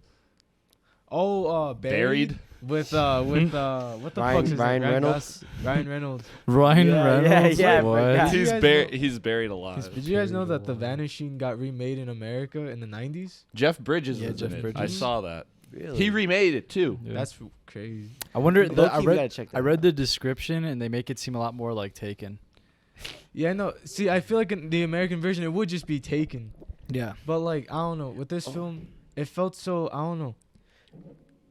The European aspect of it to me added so much because like there's a lot of intricacies about European culture that I found very interesting. Like even just the fact that it like the whole kidnapping is framed. I think it's the Tour de France or whatever Yeah. it is that they're talking about in the background.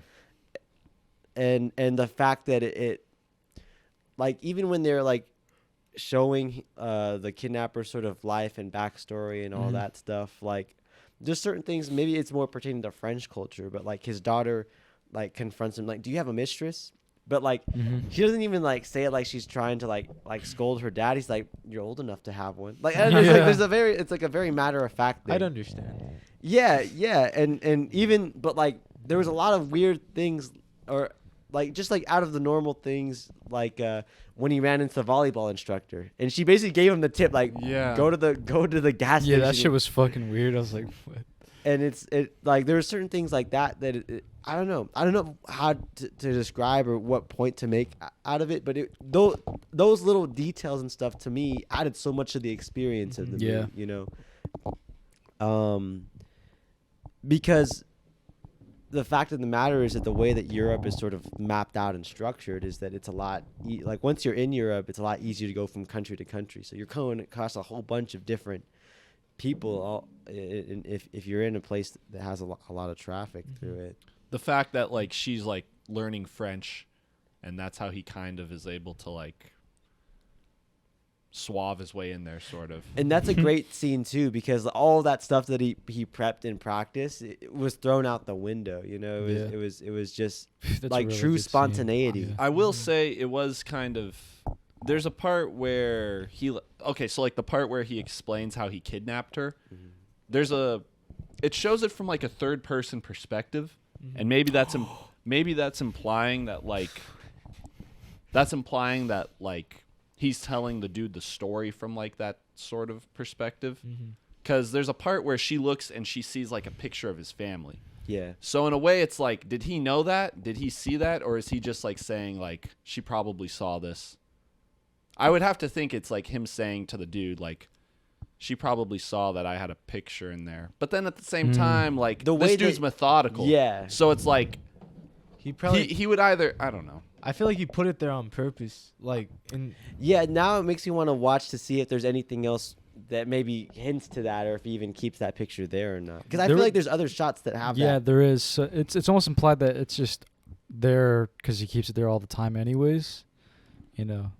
And I don't know if, like, when she looks at the picture, if that's, like, something he included in the story because he noticed it, or if it's just, like, something that happened and, like, we're actually watching, like, a flashback and not necessarily, like, what he's describing. So, like, we don't really know either. I just want to say real quick, when you said perspective, I just remember the one shot from his POV, the POV shot with the glasses. The You know what I'm talking about? That Shot was kind of fucking crazy. What is he? Where is he? Is he at the like? He's like looking at the newspaper and he's like looking at the car pulling to the gas station. The glasses are like on the camera though. Yeah, that part was fucking. I really like the coverage they had in that first scene. Just when like the cars, like they got like genuine like over the other character's shoulder shots. And I don't know how you would get shots like that. It looks like the cars are moving. Like that doesn't look like rear projected or anything. Maybe they have their ways. The car on like a trailer or something. It was cool though. It was like, okay, this looks like a moving vehicle. No, but when you're talking about perspective and coverage though, there was a lot of interesting choices in terms of just where the camera was placed, because like there's a lot of things where it's like far away, or it's like the frame is cluttered and we're seeing it again, like you're saying, from a different perspective outside of our characters. Like when his girlfriend runs away and he goes to find her, it's just on a long lens, like at the end of the alleyway. You know what I mean? It's like, you know, it's almost that textbook thing of when they're supposed to connect. We're still far away. There's no actual connection there, which eventually leads to her leaving. But Oh yeah. That was a cool spot. Do you guys like the one where like he's out of focus in the background? Oh, at the cafe place or whatever. Actually, I realized like watching Dogtooth again, like they're actually kind of similarly shot in that way. Like a lot of like the shots in Dogtooth in this movie, they'll cut off like parts, like features of like people's faces or like features of their body or whatever. A lot of out of focus stuff as well. I don't know. They did kind of feel like, you know, it's like good companion. Yeah, like it kind of felt like it flowed into each other and like a not super similar, but definitely still somewhat appropriate. Like someone who would watch Dogtooth would watch The Vanishing. Yeah. Like us. I was gonna say about that was fucking the part. I love those shots at the beginning where the way that they frame the characters in the car, it's almost like they frame parts of the car to like come in between them. Does that make sense? Like there's a part when like they make up and then they kiss, but then they frame like a part of the car in between like them, so their faces just go into the car, but you can't see them kiss. Or even the part when like she's putting on lipstick, but they like framed it so that it's covering like her eyes and shit like that. It's almost like, I don't know. It's almost like if you did rewatch this movie with that like perspective of trying to find different things, like even that part where it's like, where technically speaking, he did probably take a picture of like the murderer and like his girlfriend in that Polaroid, but it's just so far in the background. Like that kind of makes you do want to go back and see like, can I see them actually, or like, but it's one of those things where it's like you think about it, it's like, oh, if you're rewatching it, you're kind of rewatching like a memory. What were we talking about? That was all- Perspective. that was Oh all- yeah, that was yeah, all yeah. you. Perspective. I will. I was gonna say, No. I was gonna say like those parts, like I feel like if you were trying to tell like someone like about like your missing girlfriend or something like that, you wouldn't even after like 3 years could you even remember like her face? Could you remember like everything about her like that? Like you'd really only remember like, oh, she was trying to put on lipstick like the day it happened or whatever and shit like that. I was gonna mention that too when you were talking about when you see the pictures and stuff. It's just interesting in terms of the choice because they typically do a picture like of them in a nice time where they're happy or smiling, or, you know, just a general profile. But who's to say how that's how their life really was or whatnot? You know, it's even that in itself is its own interpretation or representation of who this person is. Because what if you saw that person, but they acted or looked like, you know, just were carry themselves completely differently? You wouldn't be able to tell. Mm-hmm. What were you gonna say, Elijah? It was a little different, but there were some things that I just thought were kind of like too convenient or casual. Like the dude gets on TV and it seems like there's like sort of like a big case Yeah. about this girl being missing, but it's also like no one kind of cares. I don't know. Well, I think he's gone on multiple times. Like it was like the big thing. Okay. It's a developing Well, no, story. it was like, cause they asked him like, why after 3 years are you like doing like another push? And it's cause like he had that dream and shit like that. I feel like after the 3 years or whatever. No, literally, he said the dream like about the eggs or whatever. Yeah, on live television. Yeah, but the thing is, so I feel like when we come back to it, it's like it's kind of been like dormant for 3 years, and then now it's coming back like after the 3 years. He made like, and I get that like the character's in like a stressful and like emotional like state, but he did seem to make just very like rash decisions, sort of. What does he And- do for work? I mean, Yeah. I think he's supposed to work in an office, no? Or like, wait, was Which- he supposed to be like a writer or some shit like that? Because I felt like I like did- his girlfriend was like a publicist at the, or like a publisher or something like that at I the don't end. remember. You find out more about the sociopath for sure. Yeah, like he's like a definitely. teacher and stuff. His character's pretty like, it's like interesting development. I like the part in his classroom a lot, like the way, like even the way like he does with his students, like everything's timed. He's like 15 seconds, 30 seconds. He was a minute. counting. Like in Dogtooth, when the mom's like 15 seconds, 30, and they Oh, have to try yeah. and like find her. The Marco Polo Oh type yeah, shit. yeah. But No, it's like honestly like they're trying to make you. It's almost like watching it. You are gonna sympathize with the killer a little bit, Mm-hmm. just in the fact that like, damn, he's clever. Like, he got clever. I always like I like it at the end a lot because like the way he says how like, cause his plan does work though. Like he does get a bitch in the car, but then he has to take a shit or something like that, right? Or something like he has to blow No. his nose or Yeah, whatever. he like sneezes in the. Yeah. in I the- think in he the- gets like, chloroform. He yeah. accidentally fucking Yeah. fucks But see, I himself. was confused. So like, I thought he was gonna like pass out, but he just like washes his face, right? Yeah. But like I kind of like that though because it did work though. Like he got the bitch in the car, like everything was going according to plan. Right? So then like at the end of it, when like he's like going like, whew, and he gets like another coffee or whatever, the way that his character looks is kind of like, oh well, I proved to myself I could do it. But then like he sees the bitch, the I forgot what her name was. Saskia. Saskia. Yeah. Something like that. Bro, yeah, what was that? Oh, that was the dream he had when he was having like the little like wet dream thing, like in the grass.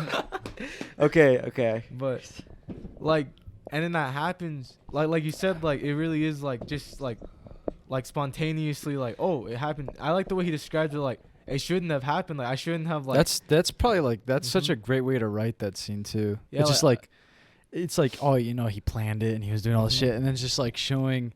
It's just such a great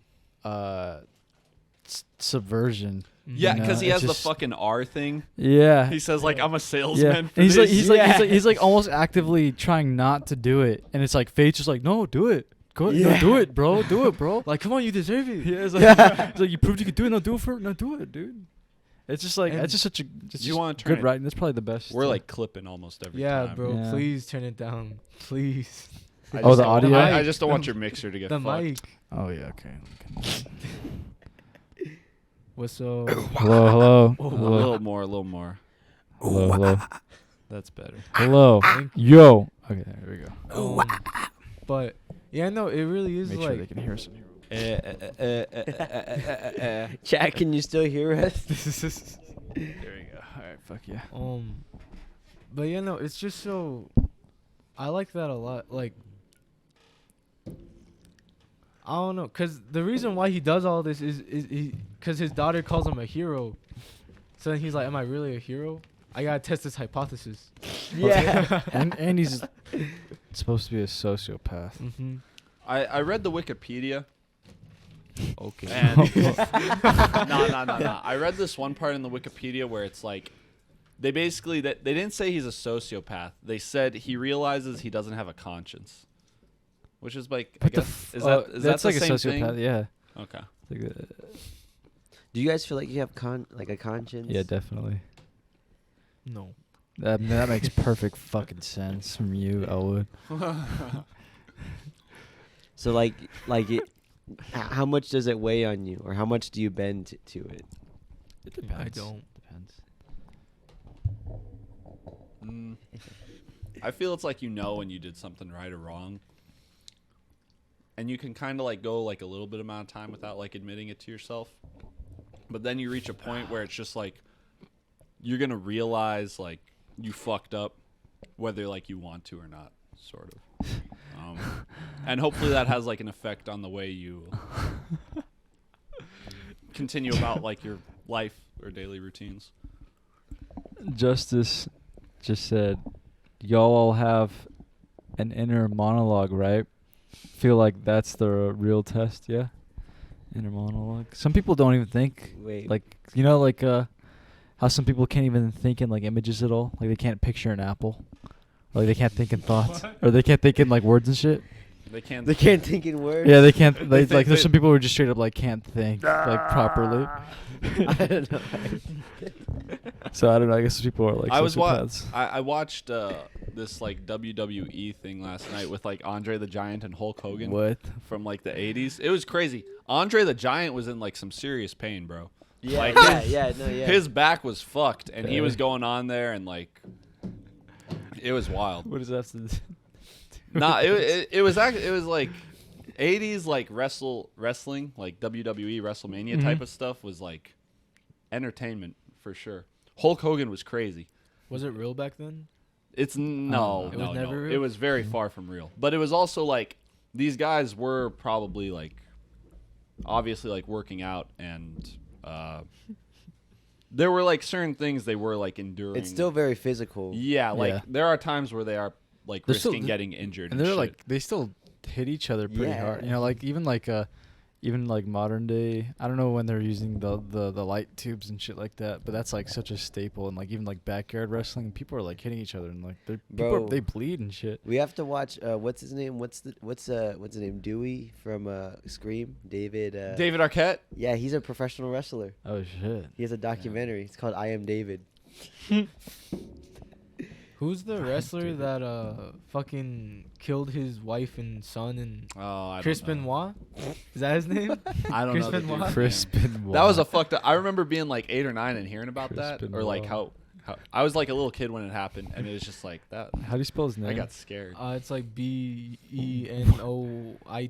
Say it again. Benoit. Chris Benoit. Oh, I thought you said Chris Benoit. That's what I thought. That's what I heard too. That's what I'm like. No, his name's like Chris Benoit, and like And how do you he spell was it like, again? bro, I don't shut the fuck up. You said bro. B. I'm just like I don't- B. Chris Benoit. You know Benoit, like Benoit Oh, Blanc. okay, gotcha. It's Bro. like These are crystal. I was like, you don't spell Chris with a B. bro, wait. I was spelling his last name. I got you. I got you. I was like, this. He's just some wrestler that like he like won like the belt or whatever, and then like he went home and like fucking like shot his wife and son and then shot himself. Huh. Justice said. He's into clowns. Justice said, yeah, David Arquette is also like super into clowns too. It's mad weird. His Insta is like a concerning AMT of clown shit. AMT. What does AMT mean? Amount. Oh, amount. Right. Okay, gotcha. Should we move on to ratings?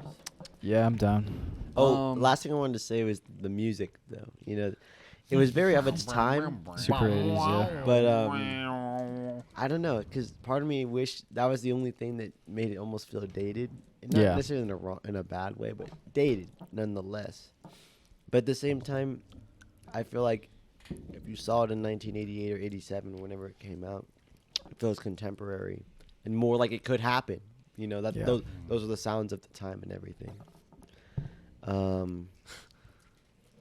That's the sound of getting buried alive. It's synthesizer music. I like the bass a lot.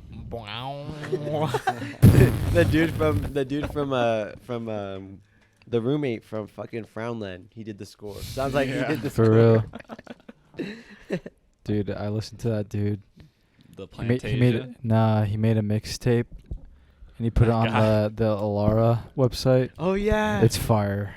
I listened to two of he's got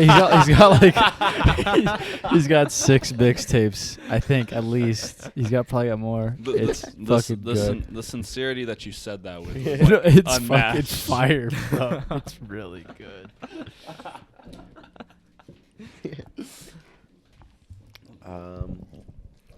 I'll give The Vanishing a good 78 out of 87. Great film.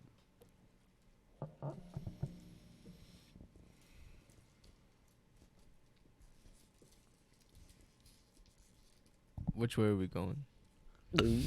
I wanted to see if we could do it without talking. Close your eyes. Close your eyes and just whoever goes first. Dude, I'm gonna go to sleep real quick. Okay, I'm done with the numbers. Fucking the numbers. I don't want to do the numbers. Bar no major more. 7th chord. No. This is a 35 millimeter lens. What the fuck? Those are Um, still numbers. I don't know. I need to. I don't want to do the numbers anymore, so I don't care what I do until then. But I would give this What does that mean? You a don't recommend. How I do would you? give this a recommend? What do you? It's a recommend, okay? So you I wanna saw the go- movie. you wanna I go- saw the movie. letters. The Here, letters. fun fact. No, Fun fact. no. Dogtooth was only shot with one 35 millimeter lens the whole movie. Fun fact. See, I I saw could have that given in that the a 35 Letterboxd. millimeter. I was like, no way. well, That's you pretty still dumb. can Yeah. give it a 35 millimeters. I have time. I'd Give- give this a recommend. Give it a telephoto. a lens. telephoto. Lens. That's a lens. Give it a fisheye lens. Out of I honestly, I respect your 35 because 35 is a wide angle. You're able to see anything, but there's no distortion. So it acts almost as an in-between between a 24 and like a 50. So in the sense, it's like the movie's great, but just not necessarily leaning towards one way or another. See, I like that interpretation of it. I should like Yeah. if I knew that I meant that, I would have shut said the that. fuck up. I would have said that with like confidence. Copy Maybe- paste Um, his rating. over. actually, You changing? what it? did I give Loveless? A C major bar chord? Yeah. Loveless is actually like a C major bar chord because half the shit he just does. Honestly, Loveless is a tremolo bar. That Loveless makes, is a that, I can tremolo get bar. behind that. That Yeah, makes that would have sense. made. I would have been Or- content with that. If you had said that instead of a C major bar chord. Or Getting raised into some bridge. It might be a ultrasound raised lore. bridge. Okay, raised bridge. is Anyways, I reasonable would too. I would recommend watching this movie. I think I would recommend watching it, but I wouldn't like tell anybody about like About it. I wouldn't like tell them a whole Hype lot it about up. it. But I also wouldn't say it's like the best horror movie in the last 30. I wouldn't like say I would like tell them like don't look up anything about the movie. Cuz that'll like ruin your experience a little bit. Like if I knew that going into this, I would have been like I feel like I would have been like underwhelmed. He would have put on Halloween. Yeah.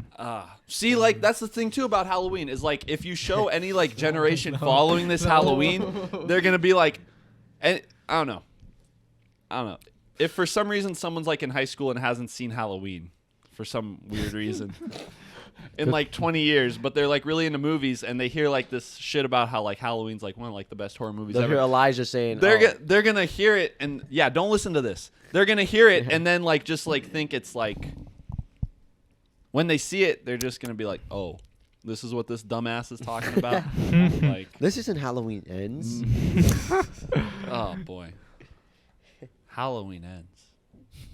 That's how you kill a franchise.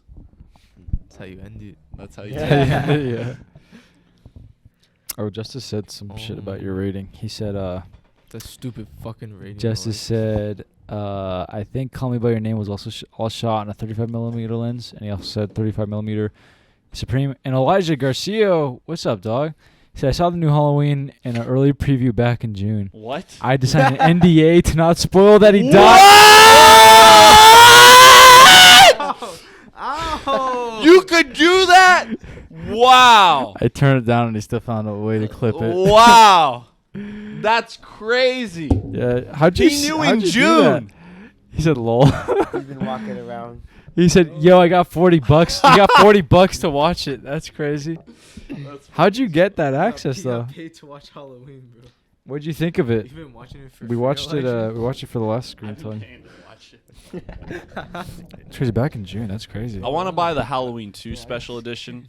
That one's got a lot of special features on there. Halloween 2 is like the last real He got Halloween an movie. email.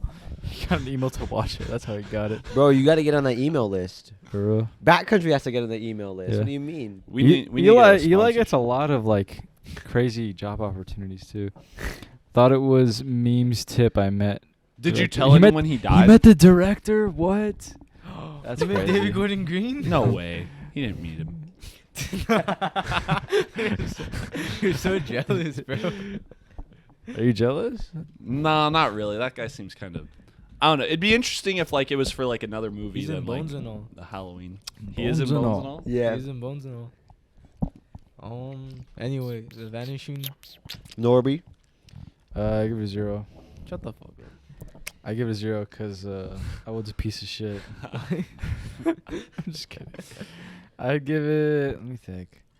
I give it like an 8.3, 8.35 out of 10. I enjoyed it. I think it's a very pleasant movie. 354. I think The Vanishing. I'm not upset I picked. Honestly, the reason why I recommended it so like quickly after I got it was because I saw like I wanted to watch a little bit of it, like all the Criterions I got for Christmas. So then I watched it, and I couldn't stop watching it like 40 minutes in. But I had other shit to do on Christmas, so I had to stop myself from watching the rest of it. Wow. But it was it's a really engaging movie. I like the music personally. Wow. You should get a synth. Get a little moot board. Yeah. That'd be cool. You should get into it. Oh, you said some more stuff? The Plave is free movie previews. They do it at AMC. Saw the new Jordan movie too. Spoilers, he dies. The new what? The new Jordan movie? Gerard Jordan? Way. Yo, the one with like Matt Damon in it.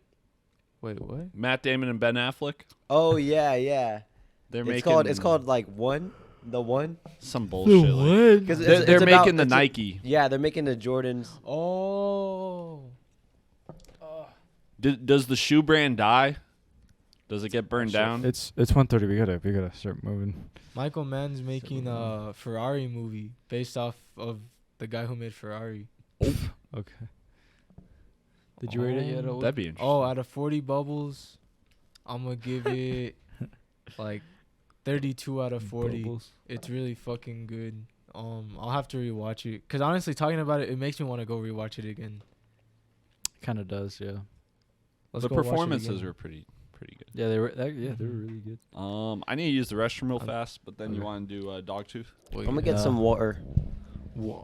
I was actually pretty interested because the director didn't do anything after this. Like he's not a big director. It's like his Yeah. only big movie. Is he French or is he Dutch? He's Dutch. Huh.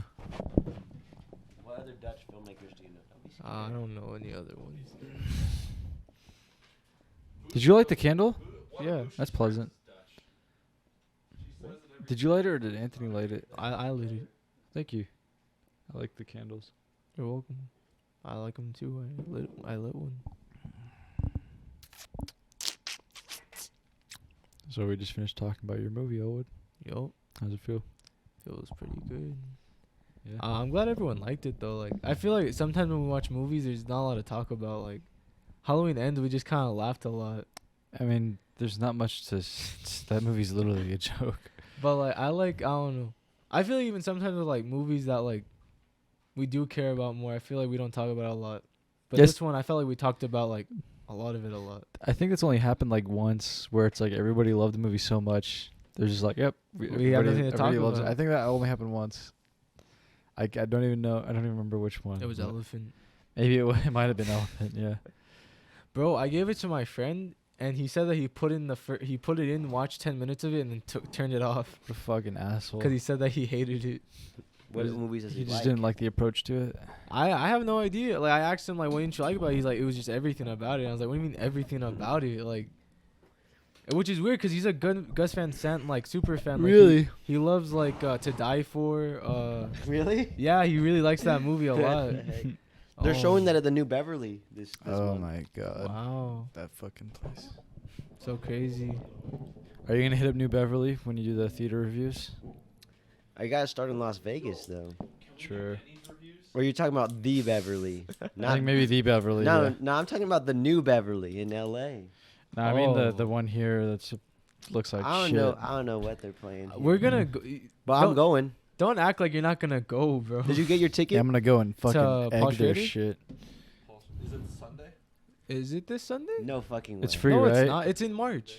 Oh, okay. Shut the fuck up, Ollie. I know. I'm asking out of genuinity. Sorry. Anyway, Dogtooth. Dogtooth. All right, give us an introduction. Elijah. I remember, dude. I remember when we first met. You were like, watch this movie about. Yeah, I saw this movie in fall of 2019 Wow. when I was a freshman at UNLV, and this was before COVID. Bro, you need to feel this. Feel that. Feel that. Just touch. Are you just touching the cookie? Touch the cookie. No, I'm good. No, touch the I don't cookie. want to touch the cookie. I'm not gonna. Well, I should eat it. Just touch right here. You're gonna like- eat it after everybody touches it. See, he pricked his finger. Is it sharp? Touch it. You're a prick Alright, with a let me finger. touch it. Where? Where do I touch it? Right in the middle. Ooh, it And smells just like go strength around. in there. Now imagine that like on your chompers. It feels. I mean, it's a little sharp. Anyway, continue. Oh. Oh, somebody just said something. Oh, Justice said, gonna call it a night. It was fun watching y'all. Definitely want to hang with y'all soon. For sure, dog. Take it easy. Sleep. Good Sleep shit, easy Justin. too. Give us a recommendation, and then you Give can us get a on. rec. Yeah, give us Justice. a recommendation. we can All have you gotta do to get on here is give us a recommendation. Yeah, It's you that could be simple. on if you're still watching. Then Eli said, what would you say is a movie that closely resembles a stench from the area where your balls and thigh meet? Literally anything Fincher. Oh, for the recommendation? Let's do Fight Club. Fight Club. That's what he said. We should do No, the he book. said anything Fincher. Anything Fincher. Yeah, we recommend a book for screen Do a time. movie. Do a movie. Do a movie. Do it. You gotta do a specific. He said for both, to be honest. What would you say is a movie that closely resembles a stench from the area Fight your Club. balls and thigh meet? I feel like Irreversible is like one of those movies where like I felt like you could smell it. Mine would be Vortex. Vortex. Bruh. Vortex Yeah. smells like old. Mine would be 80, 80 Vortex for does Brady. smell. You guys heard of 80 for Brady? That's what. Yeah. That's what that smells like. That's gotta smell like a few things. Girl with the dragon tattoo. As well, but the game is. I don't fuck with the game too hard. But I do like that scene in the game that has the White Rabbit song. It smells like the White second Rabbit. Dwayne the Rock Johnson Jumanji movie. Jumanji. Jumanji. I saw that one I think in high school. That was a With good Nick time. Jonas. Is he in that one? Is he in the first one? Yeah. Okay. Yeah. Mm. Jack Black's in it. Jack Black plays like the girl, right? Yeah. Or no, wait. Dwayne The Johnson's the girl. The No. girl plays Jack Oh. Black. Oh, okay. Jalen said I don't have some, but train spotting toilet scene. Yeah, that scene has like a stench. That's what That's yours true. smells like. That's what. That's her. Is that what between you- her balls? Is that what your bathroom smells like, Norby? I used to. According to Elwood. But now does it smell like Got strength? the Elwood rating. Bro, I'm gonna do bathroom reviews. Yeah. Oh, but I don't think I was ever able to smell music until I was introduced to Swans, Elwood. You're welcome. This smell music. That's true as fuck. Yeah, Swan stinks. Swans is like hot grease and sweat, just like musified, or like It's sauna. just like a mechanic's like undershirt. Yeah. It'd be like if I was standing next to a refrigerator. If I was standing next to a refrigerator and like some dirty, greasy mechanic from like the 1850s, like walked in to open the door with his like cotton undershirt, and as he opens it, like a swench of sweat just like sweat springs from his like freshly like glazed like armpit. Glazed. And like lands on my nose and marinates there for about 45 minutes. This man founded the Industrial Revolution. A glazed armpit. All right, so Elijah, Never heard Elijah, that. please You watched- talk about Dogtooth. and back in early 2019, you came across Dogtooth. Was this your Yeah. first Yorgos Lanthimos movie? I'm pretty sure. I think I had heard of The Lobster, and I think The Favorite had come out, but I hadn't like seen The Favorite. The only other one I might have seen was Killing of a Sacred Deer. I need to revisit that movie because when I first saw it, I didn't really dig it, but I feel like it'd be something I might appreciate now. So I saw Dogtooth, and I really liked Dogtooth when I saw it. I'm surprised I didn't watch it again since then. But I really liked the way it was shot. I liked the performances. I liked how like edgy it was, kind of. And I thought it was just like an interesting kind of premise that didn't really. It definitely like is abrasive. Yeah. Like there's so many parts the first time you see them that just like have the ability to shock you. And that was something like watching it this time that definitely like I don't know, the first watch was definitely more like impactful because it was almost like this time I was like maybe it was just bracing myself for like those parts, or it was just like expecting them. But it was like I wasn't as surprised. I know I didn't feel as surprised as the first time I saw it. But I still think there's like a lot to appreciate about it. Really good performances. Really cool idea. I want to know what you guys thought about it. I really did like the shots in there. I like how he like holds a lot of the shots. It kind of reminds me of like Michael Haneke a little bit. Yeah.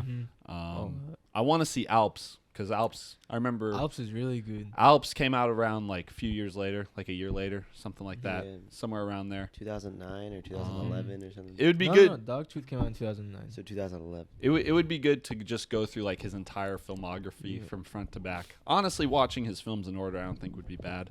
I tried watching The Lobster one time, and I just like I know a lot of people like The Lobster. I couldn't really like get into it, and I just need to give it another chance. Me too. And then The Barber of Seville. did that just come out? No, no, that's the song in the movie. Rossini, Rossini, who's that? he's the composer of the opera. We The need- Barber of Seville. Is it fire? That shit is heat. You gotta check it out. It goes.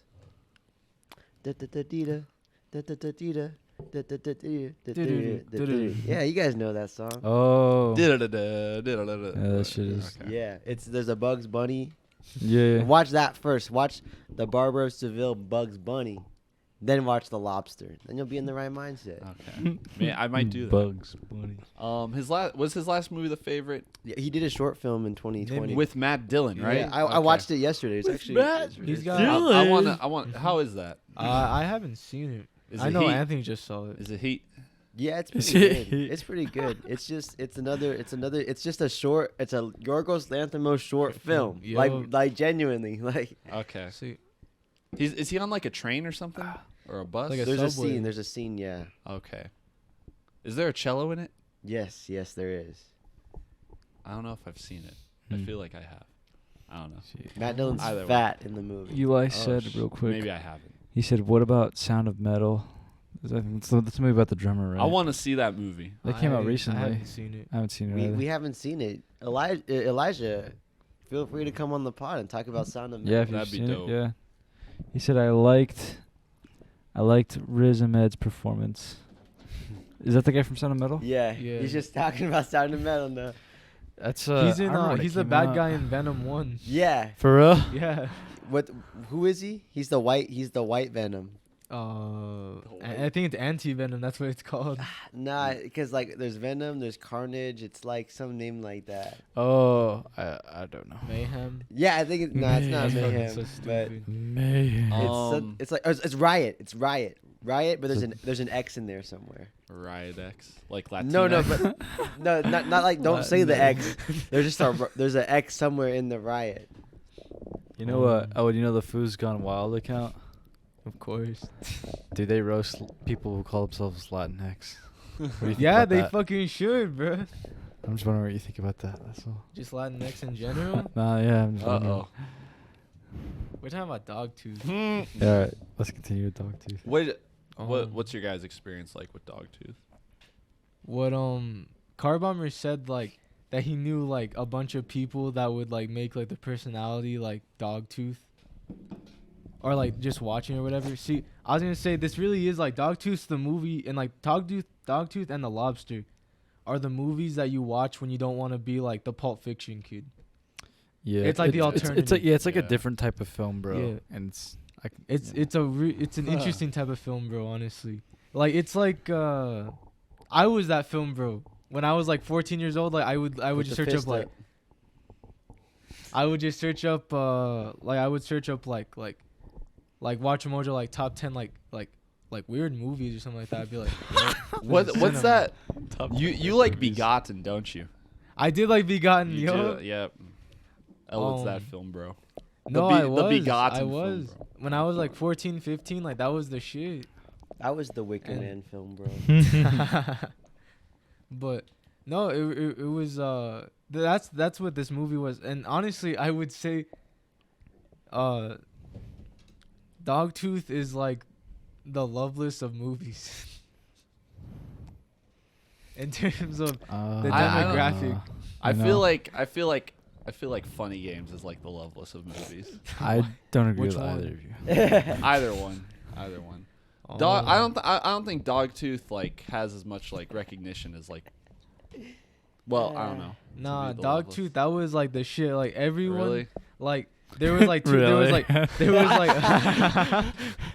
what I was saying. I wish we went to Clark. Nah, see, like at Clark, you had like or no, even everywhere you had the kid that like Pulp Fiction. Mm. No, we watched Reservoir the Nut Dogs. Shack at Clark. I'm dead ass. But then you have the opposite, and you'd have the kid that liked Eraserhead and Dogtooth. And I don't know. Honestly, I don't like either of them now, but I chose the other one.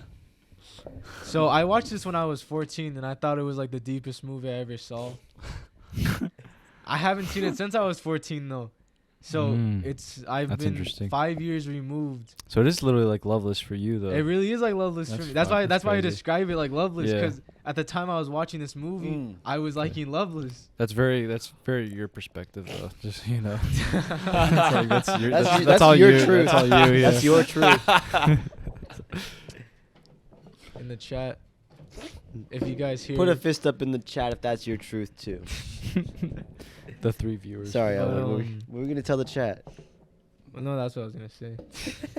But yeah, no. This movie, going back to it, I haven't seen all of his movies. I've seen Alps, Dogtooth, Kill Me Sacred Deer, and The Lobster. The Lobster. And What's his newest movie? Is it The Favorite? He has It's two the- movies coming out this so year. yeah, this year, Wow. Okay. Big We're Oh. both with Emma Stone. one of them's called And. And A-N-D. Yeah. Honestly, I'm curious. Interesting premises. And he did a short film with her too. Mm-hmm. Like I think it's just so interesting because he takes like I don't know, like 2 to 4 years to make a movie, and now like it's been like almost 5 years now. Now he's making 2 movies like back to back. That's crazy. Plus Or a no, not even 30-minute back-to-back. short film.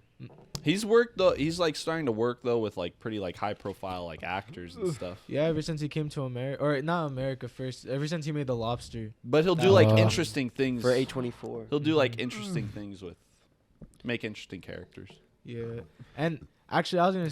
We'll talk about it more later after everyone kind of introduces it. But it really is like what Anthony said. It's like, it's just a Yorgos Lanthimos movie. Like all of his movies, they're not the same, but it's so interesting when you look at all the posters for his movies and they're all the same.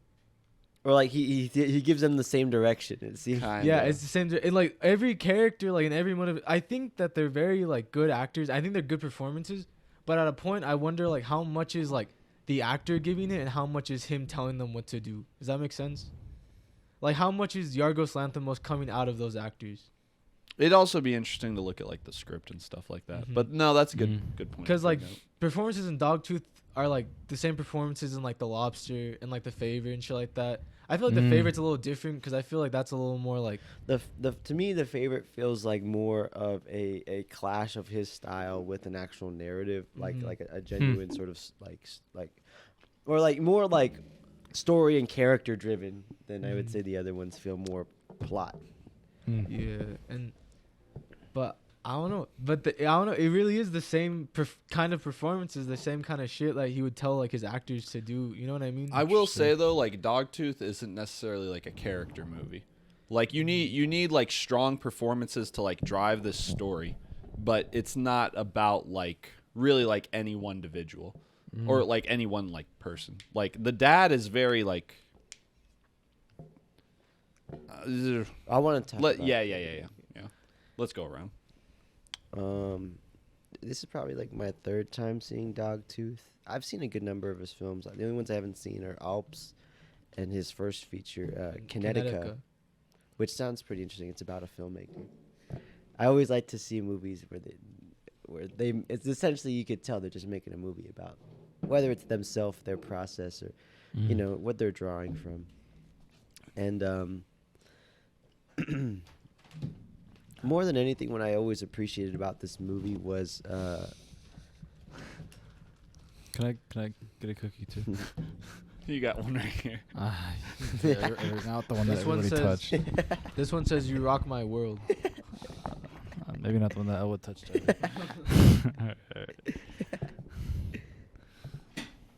Continue. But really, what I always respected about Yorgi is the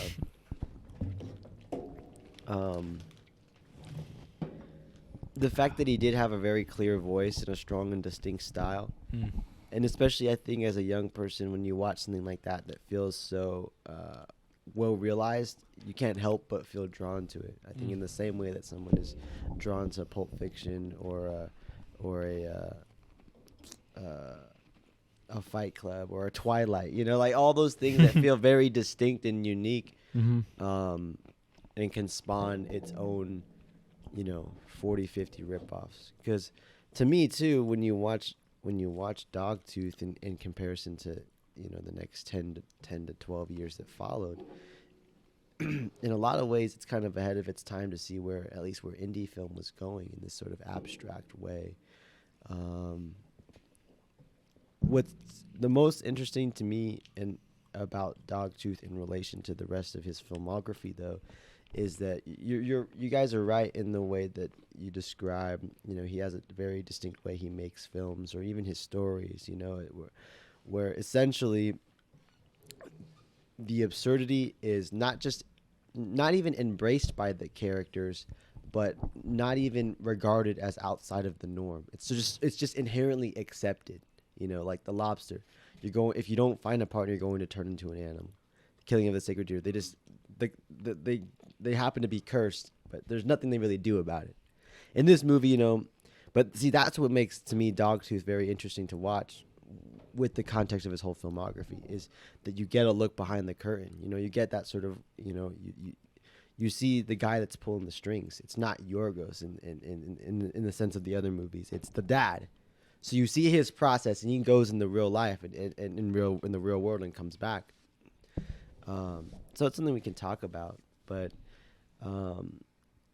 in a sense, like, at least for me personally, like, that's where I want to be in terms of, like, I don't want to move the camera around, or if you do, because especially as you see the evolution of his visual style, in a sense, like, he's to me the closest on a purely visual reference to Kubrick that we have as a contemporary filmmaker.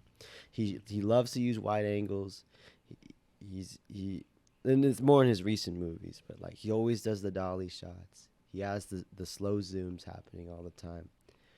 like you can see the clear influence, but not necessarily like an imitation more than anything like an emulation, because it feels more in the sense that a Kubrick movie has its own, distinct way that performances and story is communicated.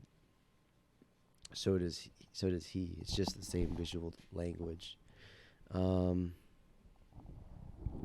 ultimately, I feel like each one of his films almost derives the same sort of point or idea, which is that I think the overall intention with the Yorgos Lanthimos film is to present the viewer with a reality outside their own, so that they can then bring that to their own life and question, well, what are the sort of normalities or sort of unspoken cultural things that we kind of just go with, that maybe we don't have to always necessarily go with, because in a lot of ways, culture very much is programming, and that's what's interesting to me too about seeing. We don't see a lot of Greek films. He's the only Greek filmmaker I know. I don't know if you guys know any others, but I wouldn't say that he's representative of what Greek film is,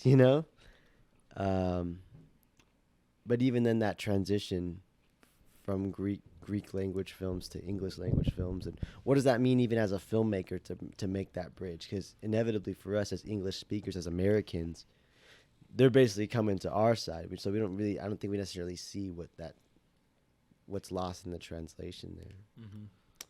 But I enjoyed Dogtooth. It wasn't my personality. Like I said, the Nut Shack was. What do you think about this movie, Norby? There are people in our society who wish they were this mentally ill. I was talking to Elijah a little bit about it, but it's just, I feel like this movie's really about like homeschooling. Homeschooled kids. I think part of the experience for me, this is the first time I've seen it, watching it was definitely from like a psychological perspective and how it's written. I don't know what the script was like for this or how much of a script there is, or regardless, I was wondering how much research was done for at least like the psychology of it, and and how he presented it. I think he did a good job. Like at the beginning, it's like I'm like I really like it's a very different sort of world, and it's like it's always annoying when you can notice something that doesn't feel realistic or it feels off, especially in how it's presented. But I feel like it comes through. Like I think overall, like the performances, the way it's written, it feels like a very believable world, and the way that they present it is kind of like a game. Like it reminds me of just like, or it really forces you to think about the history of like the family, and forces you to think about like the upbringing, and like it forces you to imagine what growing up in this household would have been like. I mean, like these are like fully grown people who are acting like children, and just the way that they communicate with each other, and like the different lies that are being told, and like the different rules. It's like, all right, like how did this start? What's the history here? And it's like, they slowly reveal more and more and more as the movie goes on, obviously. But man, it's just,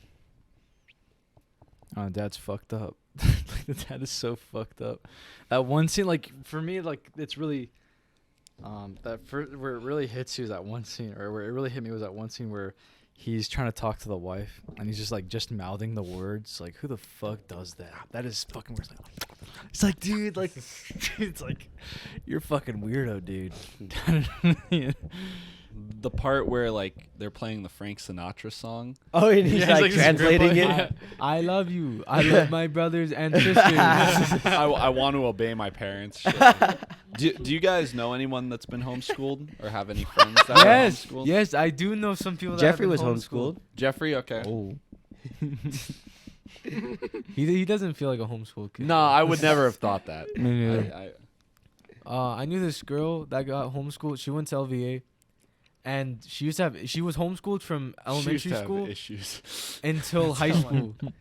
So like for like That's the worst 13 thing. years she was homeschooled, but she had a lot of internet friends, and I guess one time she had a friend come out, and it was like a girl like the same age, like 12 or 11 or whatever.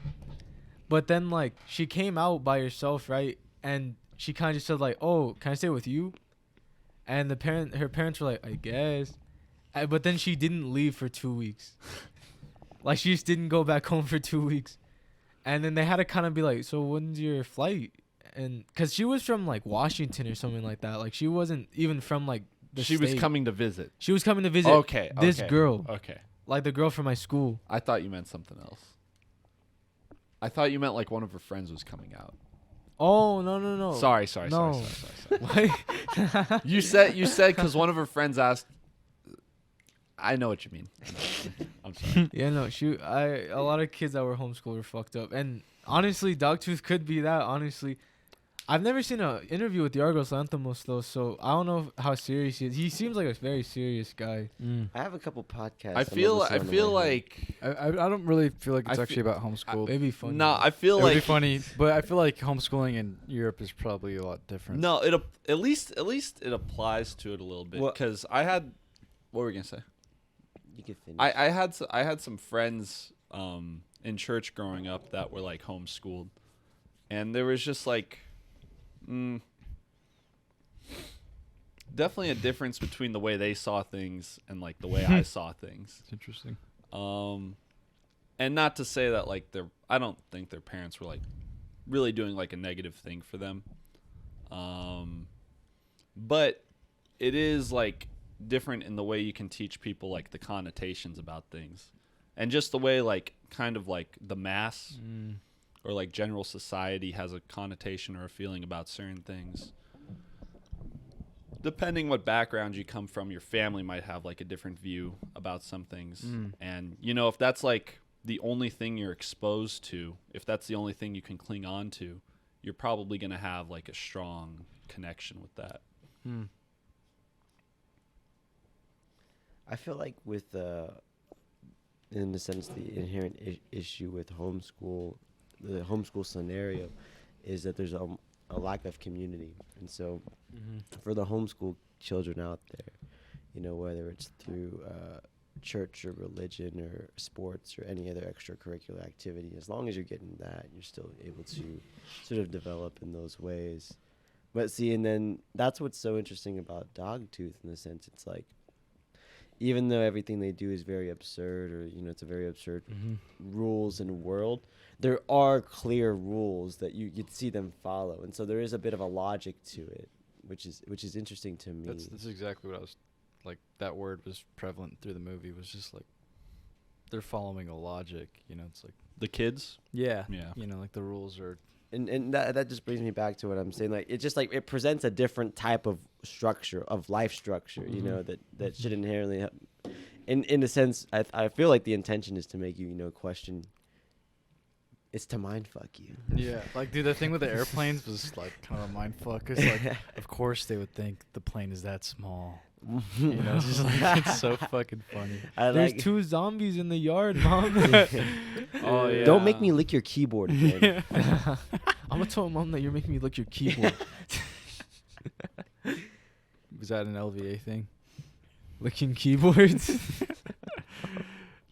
I like when the like the brother, the son character, he's like, can we just do what we did last time? Yeah. I prefer what we did last time. Yeah. That scene, I feel like the first time you see that scene, it's like jarring. It's like, oh shit. It's like Yeah. it turns into one of those movies where like some kid at school's like, yo, check this out. Yeah. Like, Well, that's what's interesting though too, because like, imagine if the kid shows you that, and it's like if you really did put headphones on, and you watch it, it's very uncomfortable. Yeah. Like, it's like very silent. They don't say anything. it's actual like nudity too. Yeah. Like, Yeah. And it's like it's all one take too, so it's just like their genitalia is touching, Are I- they? that- were, they that- actually, that were had- they actually having sex? That had to be a bitch to block. Like Yeah. I've heard like with like Nymphomaniac, Lord. like filming the sex scenes was like just very like not fun because they had to use like prosthetics and shit like that. Oh my god. I don't know if they did that for this. It doesn't look like I they don't did it for think this. they did. But honestly, like I wouldn't be surprised if like I would go on the side of imagining like they didn't like actually like have sex with each other. It's just a lot of rubbing. So Yeah. just even that where it's something where it's like you can't necessarily like you can't see her hand. So she could just be like rubbing against No, there's his a part thigh you or can, something. you there's can a part see, where you can she's see her, jerking yeah, him you off, can see yeah. it. Yeah. Where the sister's jerking the brother off. Yeah. Or I think it's is it the It's sister very or is it's it the very other girl? faint. It's very faint though. It's where it's like I feel like there is a way to like No, you can see it. it. Nah, I think Like, no, like you can see the dick head. Like you can see it. I being know jerked you off. see it. You see it though with like it's not like fully in frame it's like though. slightly. It's It's like it's the- like getting yeah. blocked by his leg a little bit. Yeah. So like CGI. maybe it's like all right. Maybe he told her like touch it a little bit. I don't know. Tug it a little. So harder. what would you how would you direct that scene, Elijah? So worry, I'm good. honestly, so there's that part where like okay, he gets naked right at the beginning, where the boy and Christina get naked, Yeah. and then the boy. the way like they position each other is so that you can like inherently like not see his dick. Like his Yeah. legs are folded so that you can't see his dick. And then she like puts her hand in there and like starts jerking him off and stuff. But like her hand isn't visible.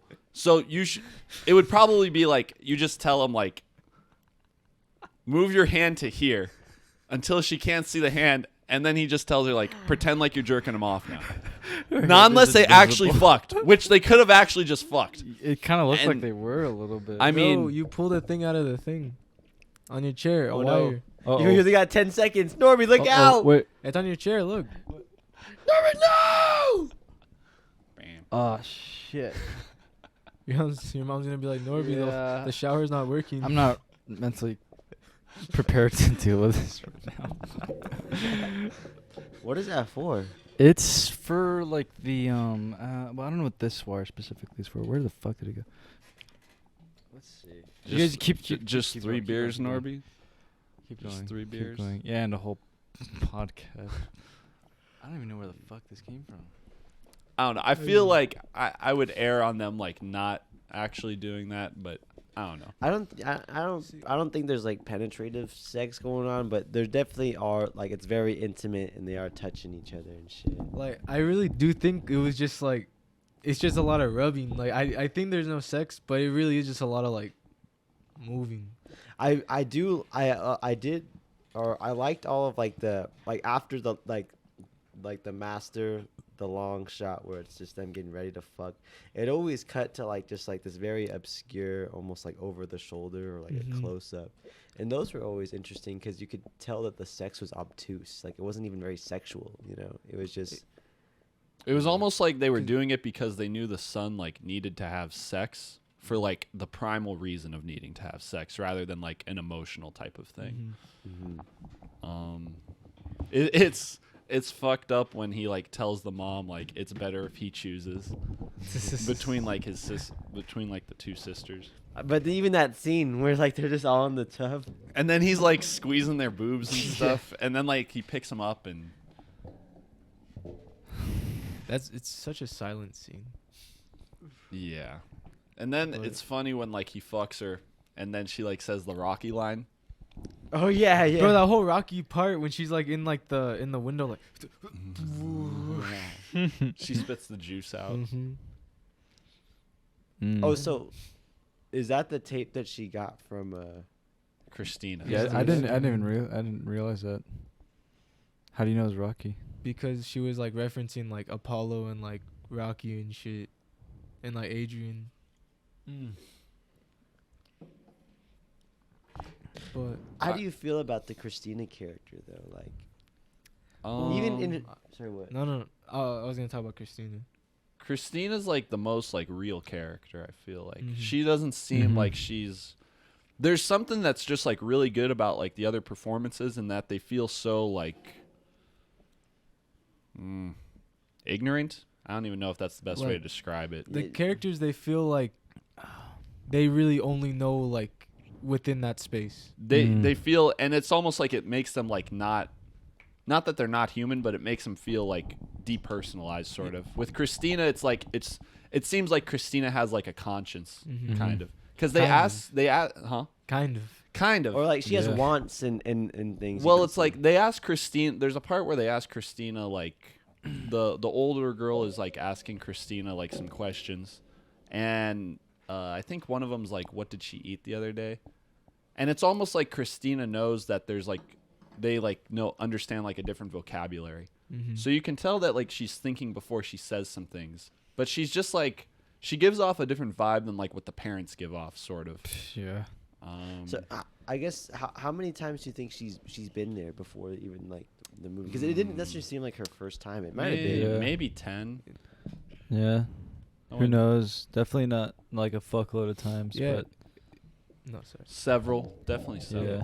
And then it depends, like, how long have they been having? Is this the first like girl they've brought over for the boy? Like even like he doesn't even act shocked when he's like engaging sexually with his sisters. he just like feels entitled to it. Yeah, you know, and it's like, you know, who knows what the fuck they've had to 'Cause- put up with. Because it's not sex. It's just like he's just doing it. Honestly, it kind of makes me wonder, like, does he like have those urges, or is like did the dad tell him like, okay, now you do this with him? They probably like define that as like something else. That's probably like maybe Yeah. they didn't teach them the word sex. Maybe that's like That's What- crochet. That's Modelo. that's That's Modelo, crocheting. yeah. That's crochet. Fucking- That's typing on the keyboard. I don't know. When they That's that's right- that's that's going on the writing. internet. That's That's going streaming. on. That's surfing the web. That's like I don't know. It makes me think like when they asked her, "What does vagina mean?" It's Pussy. a big light. Oh no, pussy. What is pussy? And mean? they It's all a- look at the light. That part was funny. But It would have been a funny movie to watch together, honestly, I think. Yeah. 'Cause, like, watching it alone is just like, this is uncomfortable. But, I'm so glad I watched it alone though, the first time. no, was yeah. funny. Yeah. it's a funny rewatch. It is. It is kind It's a of. funny Like, there are parts that are just, like, shocking, but if you know they're coming, like, they're, like, a lot less shocking. And that's because, like, a lot of it's shot in, like, one take. There's, like, they film the violence, like, really well. I feel it's, like, one of the best movies for, like scenes that show like any sort of like impact. Like when he smashes her head with the fucking tape. The first time I saw that, I think I like jumped because it's just like Yeah. it's just so sudden, you know. All the violent parts, like with the sword, even when she like knocks the teeth out of, like, Oh, with the yeah. blood squirting Oh. on the mirror. I actually wondered, is there someone like behind the camera like squirting blood at the same time? Cause like how the fuck did they knows? squirt the No, blood on the it's mirror? actually perfect because you watch it and it just doesn't look like there's any sort of like Magic, fallacy yeah. behind it, you know. Mhm. And I think just the way it's presented too, like everything is very like, not necessarily like third person, but it is very like separated from everyone. You know what I mean? Even like it's very like you said, like like depersonalized. That like when the violence does happen, it is really shocking because it I don't know. It's kind of like the whole movie just looks like snow. But then like you see like a car in the snow and you're like, what? Does that make sense? You see a car in the snow? You see it? I don't know what I was trying to say. It reminded me. This has already been said, but it did remind me a lot of Michael Haneke in like Mhm. Yeah. so many different ways. Like even the violence felt similar to Michael Haneke. All the white, like they're wearing like white clothes. Everything's like very monotone. I think this movie like really made me appreciate like one shot. Mm-hmm. this one um, specifically. I feel like this is the one where it's like I think about the one shots a lot. There's like obviously like a lot of good Yeah. ones in like Michael Haneke movies, but this one is just like, Takes it to a new level. you know, like this. Yeah, there's so many like the sex scene at the beginning, the part where Yeah. she's like smashing her teeth in. Yeah. There's just like a lot of great, and the camera's just static the whole time. But Mhm. the camera doesn't have to be really like, you don't even have to be cutting or like moving it a whole lot to like be getting like something important across. Right. So how'd you feel about the last shot? Is the last shot where she's just in the car? Yeah, just the car. It's just the trunk, yeah. And It's ironic. what I do don't you know. mean? Oh, where's the cough drops? I just shook one. Oh. Those things are fire. I love cough drops. I got the throat care. See, I was gonna ask you guys. Well, actually, I want to say something really quick. Mm-hmm. So, I think earlier we talked about how like, probably like from the Lobster onward, they kind of feel very similar. But then like Dogtooth kind of feels different because it isn't very like there's no real characters or anything like that. Mm-hmm. I was actually gonna say, Dogtooth, or I guess if Alps was made after Dogtooth, it'd be like Alps all the way to his first movie. That's what they all feel like, that kind of movies. That makes sense. They don't feel like characters, especially Alps. And he kind of, I don't know. You know how certain directors, they make movies, but the movies are very like, they're very similar to each other. They call back to each other. They do similar shit. Like Pedro Almodovar, he does very similar shit in every, Guillermo del Toro does very similar shit in every movie. So does Yorgos Lanthimos. And I'm talking about specifically the part where they enact violence on women in chairs. Whoa. So in this movie, there's that part with the VCR. That where, part's like, crazy. right? But then in Alps, it's a very similar scene, but with a bowling pin. It's like Don't same. spoil it. Don't spoil I'm not it. gonna spoil it, but it's like this.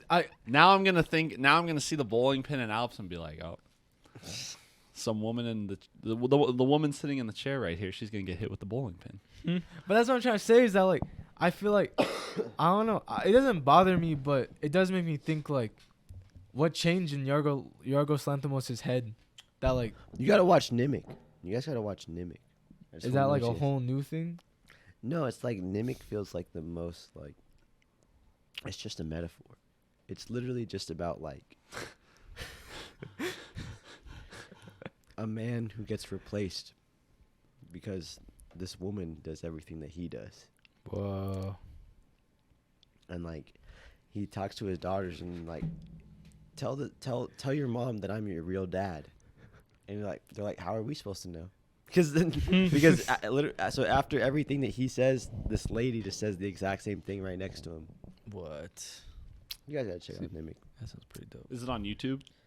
I don't know. I watch it on Mubi. I got Mubi right now. Okay. Let's go. I watched Dogtooth on Tubi. I watched it on Tubi too. With the ads? Yeah. Shout out bro. Tubi. bro. I saw Irreversible on Tubi. What? That's Yeah. lit. Free. Oh, would you guys? So they kind of talk about how like there's like a fourth sibling that like escaped yeah, or the like fake died brother. or something like that. Wait, is he fake or like what'd you guys interpret from that? Like I interpreted that like they had a brother, but then he like escaped. That's what I. No, I Thought felt too. I felt like it was just like an abstract thing, like your brother, you know, Oh, the one who, you know. The one who died. Well, that's the thing. He didn't die until like he said that he died. You know what I mean? Like Sure. that part when he's like when he comes after the cat thing and he puts the blood all over his clothes and shit like that. He's like, your brother got killed by a cat. Yeah. It could be. I mean, it could very easily be. And it probably doesn't even. I'm sure they don't even care which one it was. The filmmaker. I think one reason why I did think it was like he escaped or something was like maybe that's why they've got all these weird rules now. Like something happened with the first child, but we really just don't know. Because I guess it made me think because there's like parts where like she throws like the bread over the wall and shit. Like they Yeah. keep like they obviously think that like their brother's like on the other side of that wall. You know what I mean? I just feel like, and it's hard to tell because how they act in just their everyday, but Yeah. like, if they lived and knew a real brother or had experience with him, I think it would be a lot more surreal for him to be on the other side, you know, than if it was just this outside entity like God. Like to me, that's what it felt like. Felt like them talking about like God or something, you know. Like, your brother over there is doing this, and that, you know. It's like you either believe it or you don't. But I don't know. What do you think causes the sister to want to escape? Like, Probably getting smashed on the head with Like- a VCR a little bit. Yeah. Like not even like just like the fact that that's like painful. There's something. But it's also just like she definitely like got her head fucked up. There's something where it just like she like sees the farce in it, and maybe it's like seeing Rocky, where it's like she realizes like in some way or another that something's not right. The Yeah. vocabulary is different. Yeah. She sees it like an Yeah. outside perspective. Even like Dude, that's like fucking like. she sees through the she like That's like watching The Matrix She for the got first time. red pilled, bro. Yeah, but see, Yeah. that's, Rocky that's Red to me Pill. what's so interesting is that like I feel like you would have a stronger reaction to like maybe having a different perspective Yeah. presented to you. she's also True, like yeah. the smart one though. Mhm. The brother, he's like pretty stupid because like the parents are like a lot nicer to the brother than Dude, they are. he's to an the artist. girls. You saw how good he was at guitar? They beat the fuck out of him, bro. They're like that. They beat his fucking. He like ass. he like He gets was a- more. He gets treated better though than like He the gets the sisters. fuck. Yeah, he you gets know. the fuck. Yeah, He gets do to they choose just- which one he fucks. He doesn't get fucked. I like. He doesn't even like. They don't even have Not names. anymore. He just calls like the one sister the elder one. Like the Yeah. eldest, Eldest. the youngest, Yeah. the boy. But It's like she realizes though she can't just like freak out in order to like escape. mhm. I don't know. Well, it's also just like one of those things where it's like, like her reaction. I do agree. Like I think her reaction was a bit like, for watching Rocky, considering how they've been living their whole lives seemingly. That's like pretty. She also hadn't underwhelming. gotten like her head smashed yet though. Yeah, it's true. And then that's when she Well- brings up the whole thing about like when your like Dogtooth falls out. Yeah. You What do can- you think about that? that the is a whole little Dogtooth thing. I mean in one way it is kind of goofy because like she like plans on escaping but she still smashes her mouth, so maybe she thinks she has to do that in order to like have the ability to jump into the car trunk. I don't know. She's probably but- confused why everybody in Rocky still had their dog teeth and they weren't inside the house. Yeah, That made me wonder too. So that would like, that's assuming that like the Rocky she watched was like a Greek dub or like a Greek like subtitled. So do you think she even has like an understanding of what English even is? Because there's that part with the Frank Sinatra song. Yeah. probably not. So like I just wonder like in that moment like what was she thinking, like what was happening with Rocky? Like did she even have a concept of like boxing in general? She could probably understand though of like what that is supposed to feel like. Mm-hmm. Any sort of like status recognition with like that, I don't think she would get. But like, she obviously argues with like her brothers and like her brother and her sister.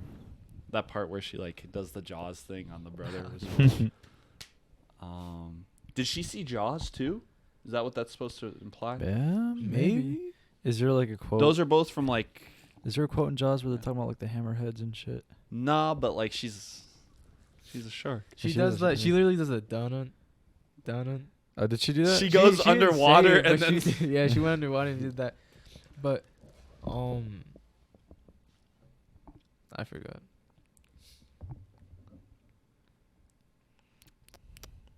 Well, bro, what'd you remember. think when the cat got killed?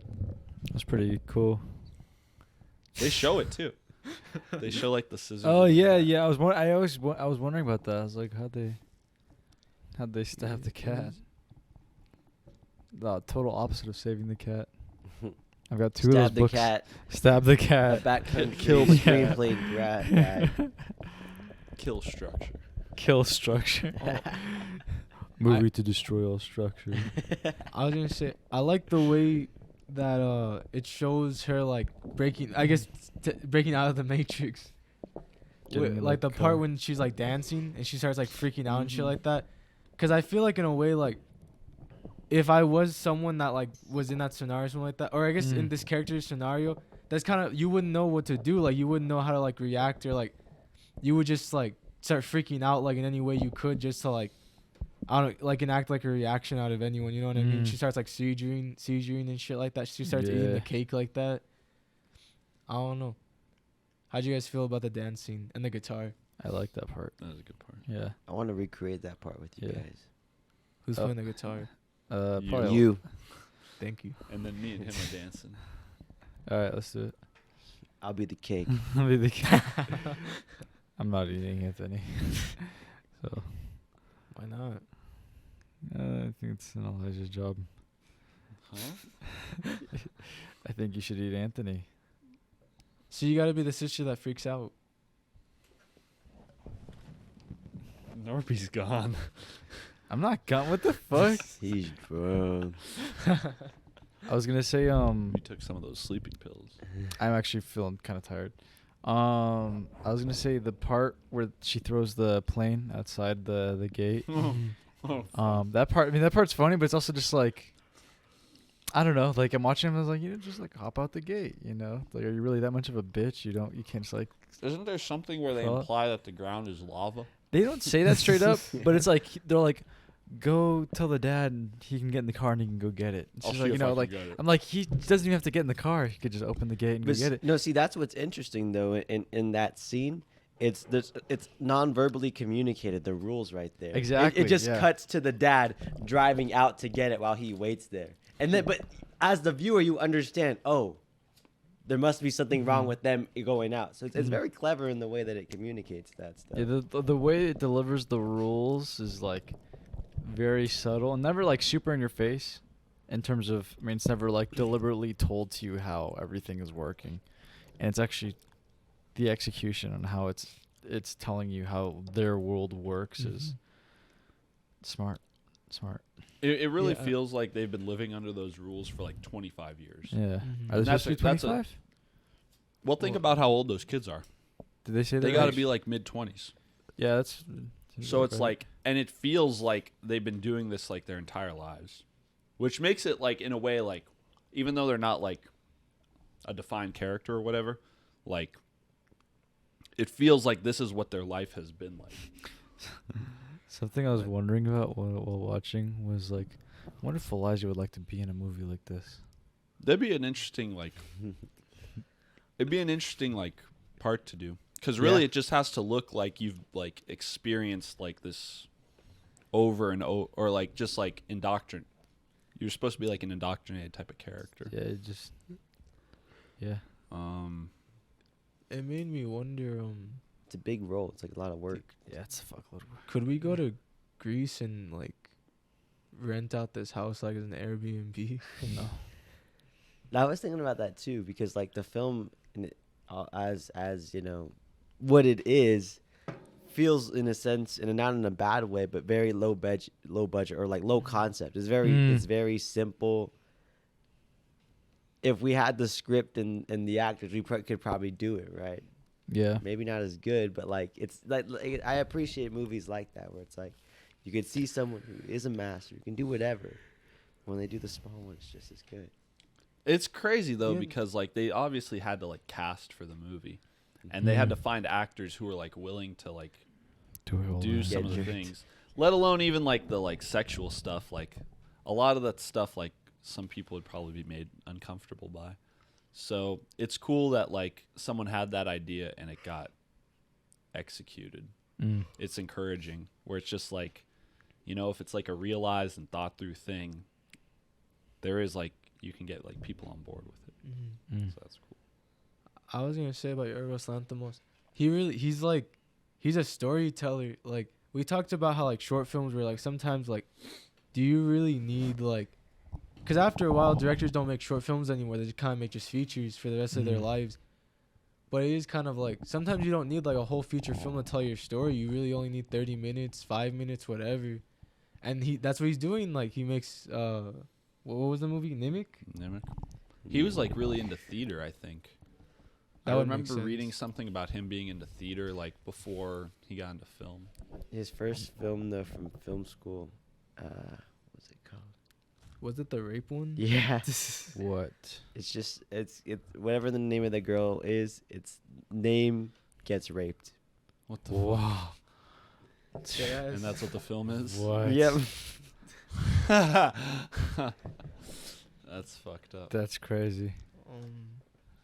Elijah gets I want Fox gets fucked. And just like thinking about this, like I just imagine how uncomfortable it had to have been to like watch that movie in your film class. No, yeah, like It's probably like not a whole lot. If it's like 5 minutes, it's probably like 2 shots. And like, How would we make a rape film? we gotta talk off camera. We can't let out the sauce. okay. I actually want to say Can we start wrapping this up? I Yes, wanna your go. ratings. I'm just getting started though. Bro, Oh shit. Imagine we had 4 movies to do right now. Of exposure next. The Yeah. 4-hour movie. Yeah, that's like. We'll see how that goes when we get to it. Love exposure and Leelo. 2 L's.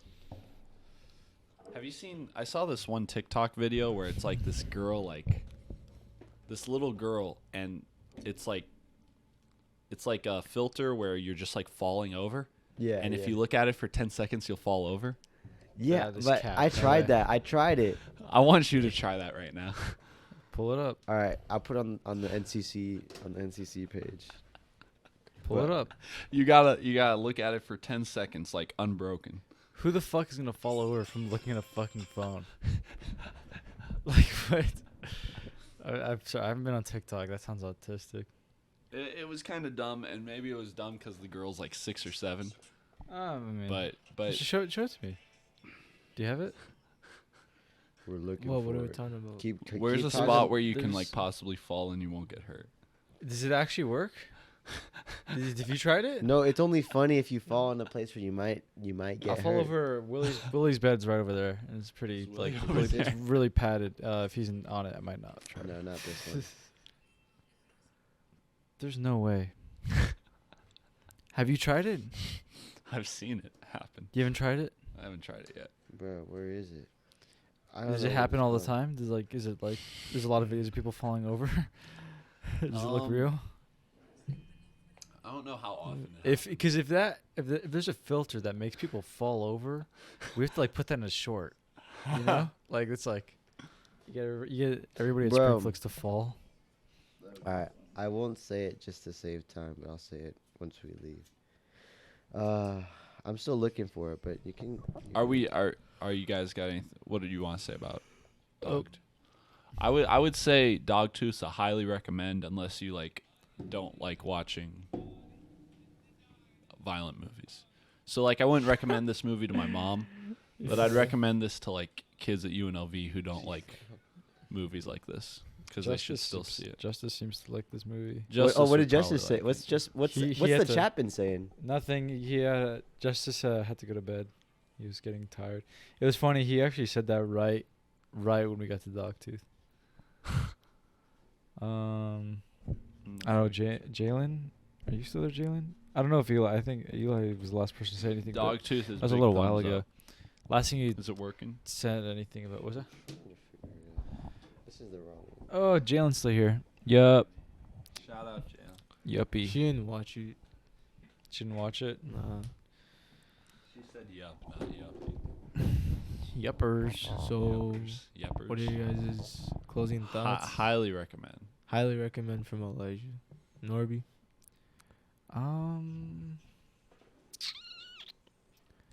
I give it an 8.25 out of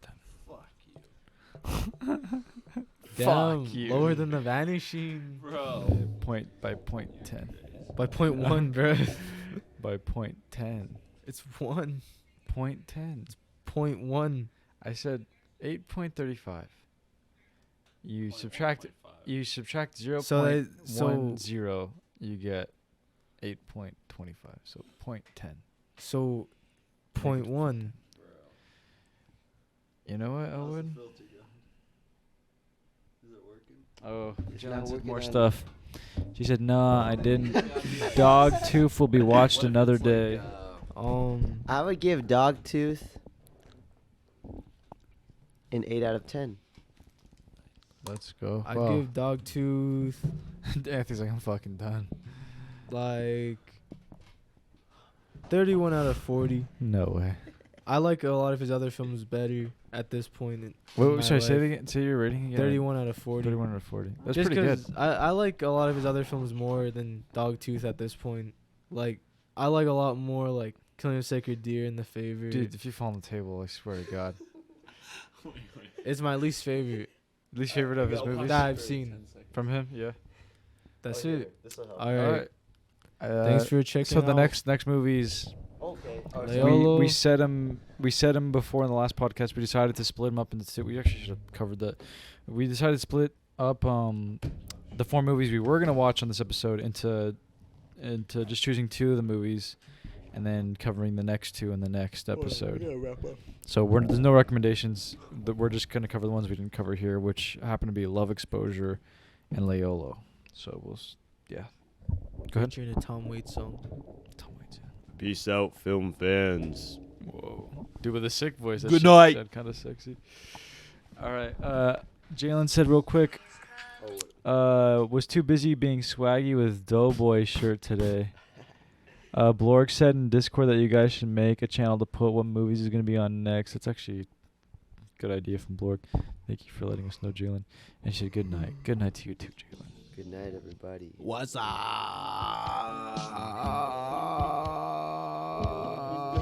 Stay safe, stay healthy. Later. This is Bat Country.